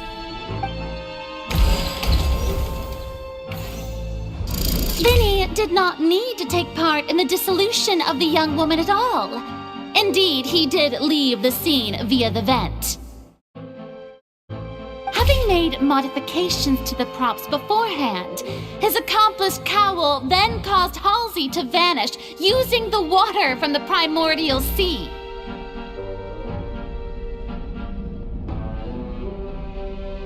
But upon his return, in cruel avarice, Linny desired sole credit and prepared to do away with his partner in crime. Unfortunately, he knocked Cowell out, and the tool meant to cover the crime up also became a murder weapon. Now, as much as I regret having come to such a viciously straightforward conclusion, it does seem that the famed Fatui is quite the cold-blooded and ruthless organization. Am I right, Mr. Linney?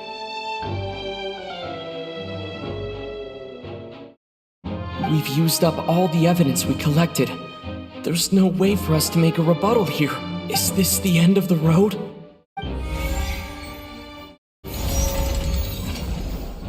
Oh no!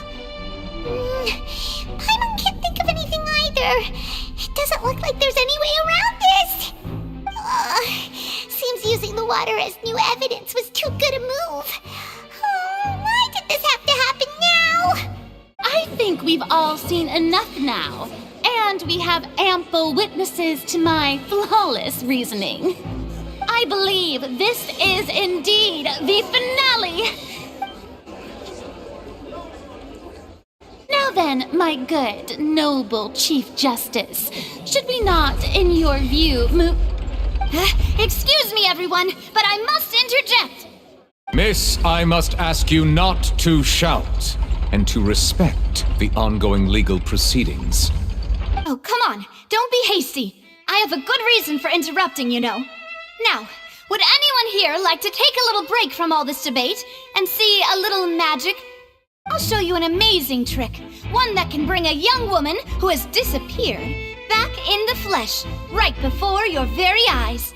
Please, do the honors, Mr. Linney, if you would be so kind. What in the world is she saying? No offense, miss, but miracles like that are beyond my scope as a magician. Come on now, don't be silly. Magic is all about misdirection, isn't it? It often conceals the truth while presenting a fascinating illusion. But once everyone believes the illusion, can't magic reveal the truth to them once again? And wouldn't such a trick be the most marvelous finale to today's performance? Come on, Linny and Lynette. Give it another go. Don't worry. Spina di Rasula has made the necessary arrangements on your behalf. But as the magic makers and stars of the show, I think I should leave the final performance to you. I understand.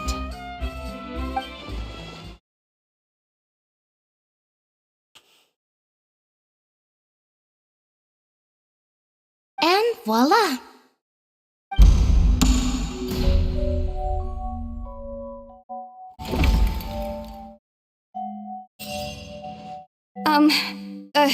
Sorry for the interruption. Wait, isn't that Halsey? So the whole thing about people dissolving wasn't true after all? To be clear, I'm only here because this person told me that if I testified, the merit of doing so would lessen my sentence. I was hiding outside this room listening to the proceedings because I was afraid that I would be the one put on trial. I was just feeling happy that no one had noticed me, and then before I knew it, she caught me. That'll teach you to underestimate us three. Where should I begin? I'm sorry. I'm the one who killed Cowell. I admit it. What? Why? Firstly, my name isn't Halsey. It's Lillian, and I'm originally from Mondstadt. I heard that Linny's show was going to be a real thriller, but I missed the chance to buy a ticket, so I stole one. That's how I make a living. I steal stuff here and there, and I'd never been caught before. But I was noticed at the harbor a few days ago, and I barely got away. Linny was the one who caught me in the act. Hey, no wonder you look familiar. So you were the thief! Liddy even mentioned that you were pretty skilled. Well, and I thought that would have been the end of it, but then the number selector chose me. He even mentioned the Fortress of Meripede. That's a prison, isn't it? So you can imagine how shocked I was. I thought he was on to me for sure. So I played along with the show while looking for an opening to flee, but then I got water poured on me for no reason, and then someone jumped into the tunnel to nab me. I wasn't going to take that lying down, so I knocked him out and stuffed him into the box. There was nowhere to run from there, though, so I had to change my clothes and hide in a box containing performance costumes. I slipped out after the first guard arrived at the scene and continued hiding inside the opera house. Can a person even hide in there? But I swear I didn't know that the water tank would fall down. Really, I swear it. Had I known that, I wouldn't have put him in the magic box. I may be a thief, but I'm no killer. Well, that makes everything pretty clear now, doesn't it? This time, we need to tell the entire story from Lily Ann's perspective.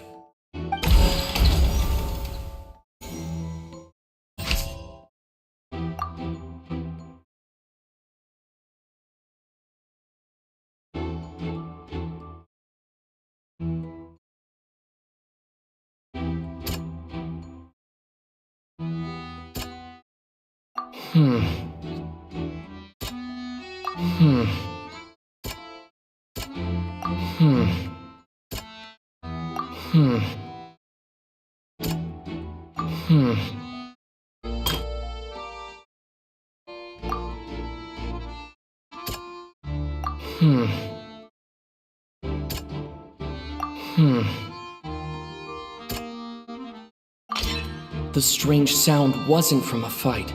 It was Lily Ann's attempt to break out when she was...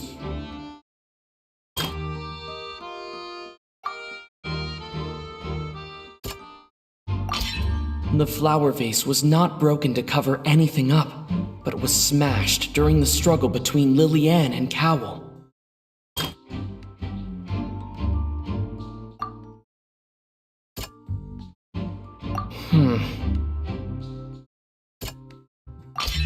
Lily Ann was afraid that she would be recognized if she left, so she changed clothes and hid, biding her time.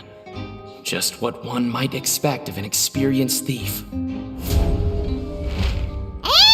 it's Ace Detective Paimon time! Having been selected out of the blue, Lily Ann panicked. Her panic only intensified after she entered the tunnel and had water poured on her head. So she kicked the door open, producing the thud we all heard. Hearing the commotion, Cowell leapt into the tunnel, only to discover that Lily Ann had not dissolved. He did not know that Lily Ann was not from Fontaine, but was a thief who made her way in by stealing a ticket. Mistakenly believing that the water from the primordial sea needed time to take effect, he tried to force Lily Ann back into the box. The two broke the flower vase during the struggle, but Lily Ann came out on top, knocking Cowell out and putting him in the box. With no way of escaping, she changed her clothes and hid in the costume trunk until the performance ended.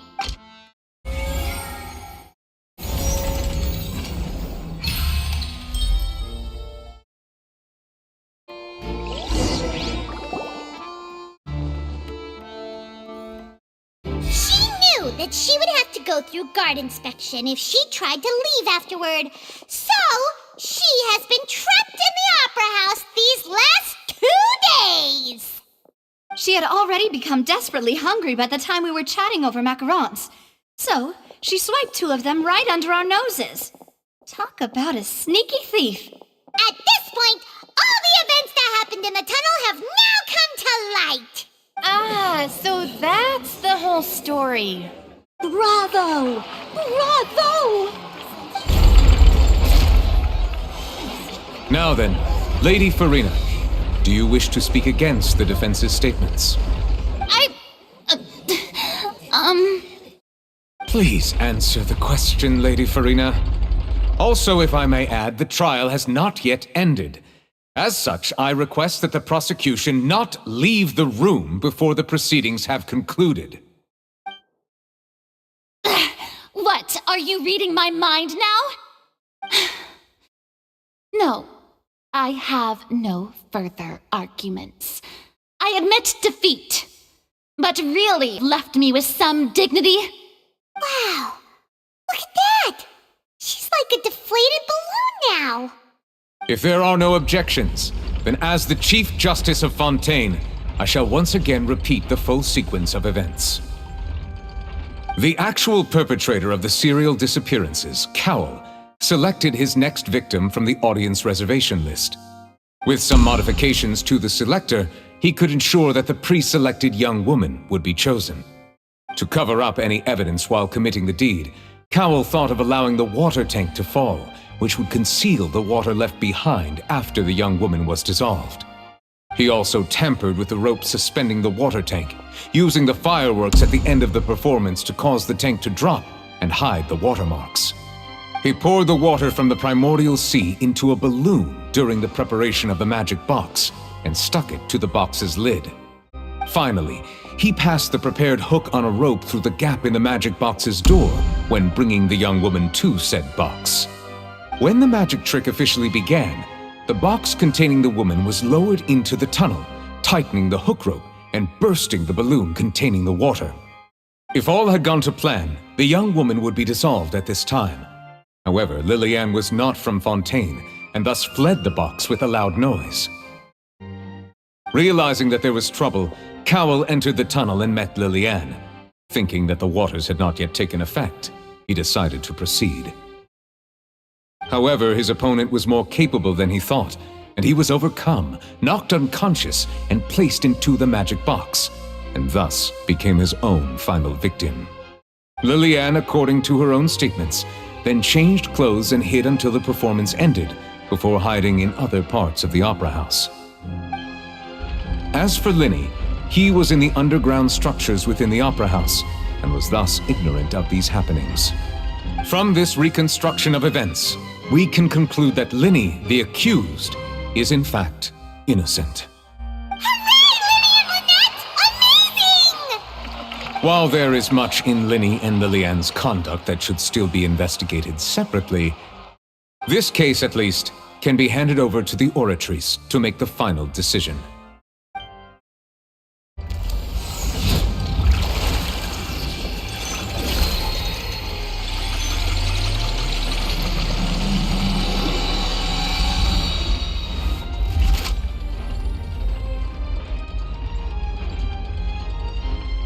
As such, Linny and Lynette are officially declared not guilty.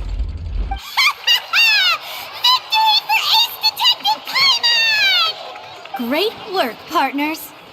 Thank you all. Thank you so much. Next, I think we deserve an explanation, Guard Vaughn. How did you find the water from the primordial sea in Linny's baggage? Right! Your discovery caused me to make a serious mistake, you know. Or was that not a discovery, but false evidence that you dared to bring before this court? I suspect that the accomplice mentioned in Cowell's notes was not Linny, but you, yes?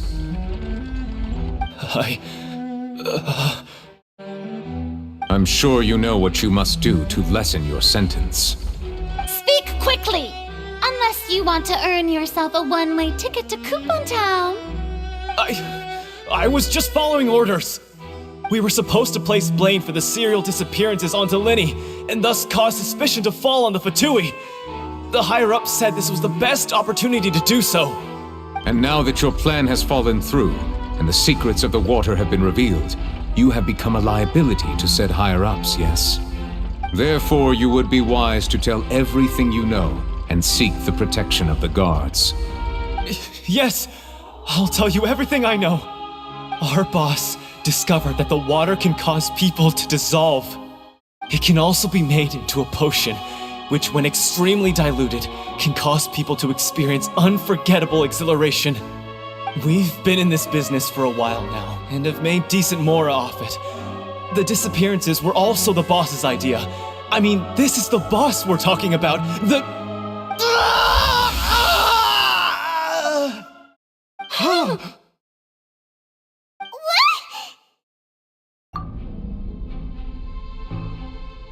And now he can no longer talk. Such ruthlessness. I shouldn't have expected any less of them. An outrageous act. All present, please submit to inspection immediately.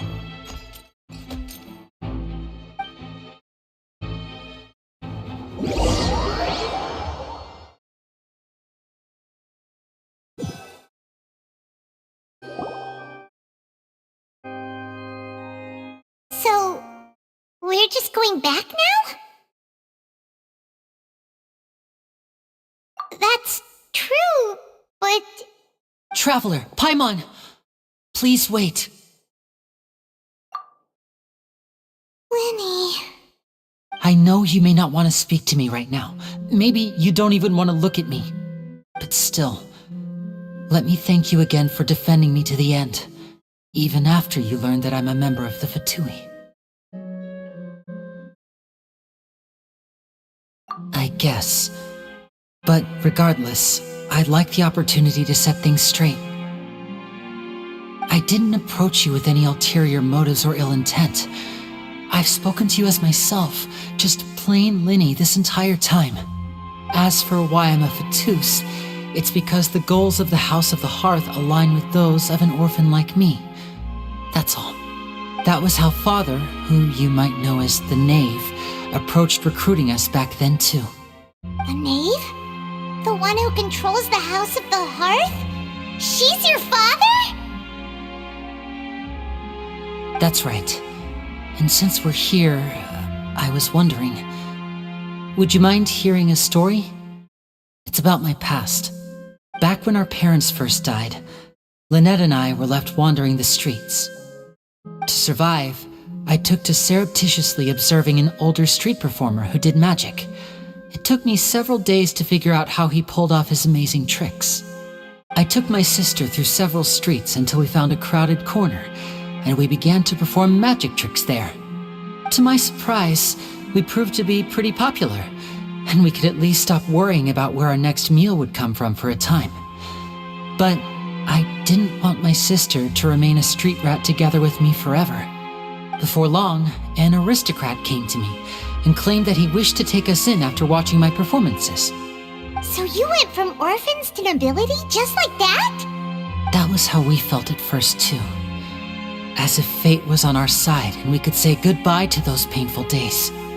But I gradually discovered that while we were called foster children, he was really after my talent for magic tricks.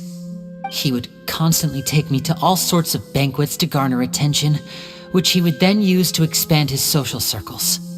That doesn't seem too bad either. Better than roaming the streets at any rate. It took a while for me to realize just how dark his heart really was. After one particular performance at a banquet, I discovered that Lynette was not on the same return vehicle as me. I waited a long time after we returned home, but she did not come back. I went to that noble's bedroom and asked him about her whereabouts. The answer he gave me was, she caught the eye of the most eminent person at the banquet, so I sent her over as a gift. I mean, you'll be able to perform your magic regardless of who your assistant is, yes? Oh no. So he was gonna... But wouldn't Fontaine's laws deal with such people? As far as outsiders are concerned, this is a relationship akin to adoption or foster care, and they have their ways of escaping the eye of the law. I managed to ferret out the location of the mansion of that so-called eminent person and hurried through the night. But by the time I leaped over the walls, avoided the guards, and made my way in, all I saw was the moonlit ground covered in blood, and the knave standing there in the darkness. So, she'd already taken care of that guy. That's right. She had rescued my sister before she could come to any harm, and had even discovered several girls hidden in a basement, all of them orphans. Father, the knave, might have seen something in me, and so she made me an offer. The House of the Hearth welcomes you, for your interests align with ours. Here, none will ever betray you. Indeed, betrayal shall never be permitted here. I was hesitant to trust her, I mean, I had just been betrayed by nobles. But she was also quick to destroy the noble who had taken us in at first, giving us back our freedom. Oh, so that's how the two of you joined the House of the Hearth. She has her own plans.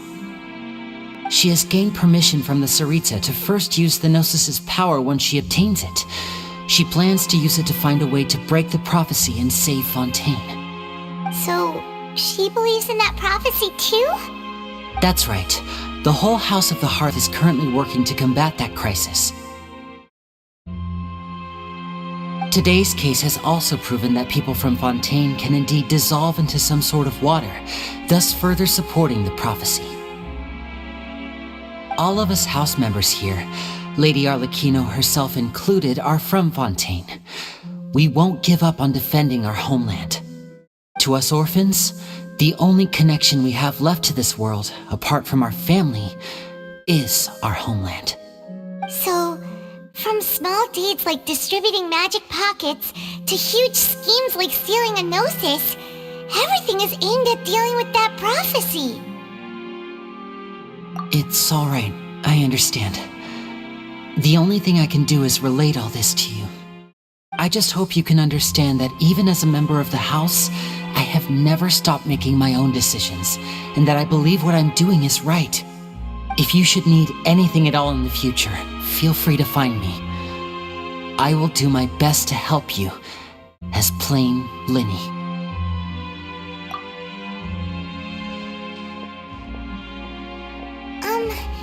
Bye, Linny!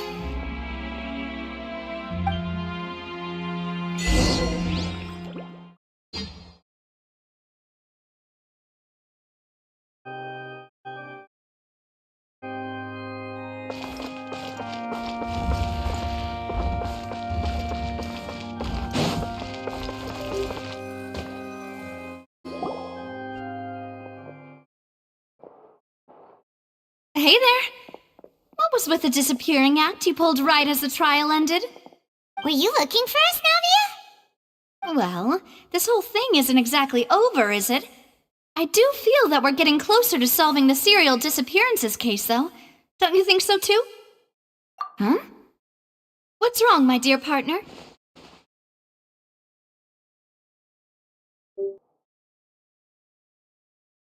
Besides, are you sure we're the ones who can crack a case that's been cold for decades now? And given that there's new evidence from the trial, there should be a trail of breadcrumbs for the Hydro Archon's people to follow now, right? Ah. I see. Well, I won't lie. I'm a little shocked to hear that from you. But I suppose you are just travelers who have only arrived in Fontaine after all. Sorry. I might have been too presumptuous. Don't say that, Navia. Ah, and we were having so much fun investigating with you, too. It was like having new waters flowing into a stagnant mire, causing new hope to spring forth, and the reflection in the murk to become clearer. Well, sorry about that. I'm a bit prone to nostalgia. Don't mind me. Wait, shall we have a farewell meal? You know, to commemorate our time as partners? Huh? Do we really need to get that formal? Well, guess you really did treat us as partners, huh? Well, I'd just like to have a proper ending to every important memory. That way there are no regrets later. Anyway, it would just be a meal, so it shouldn't take up too much of your time. You don't have to twist Paimon's arm. If Boss Navi is treating, count Paimon in! Oh, wonderful. In that case, why don't we return to the Court of Fontaine and head to the Hotel de Boer? I believe we'll make it just in time for dinner. All right then, let's have our farewell meal!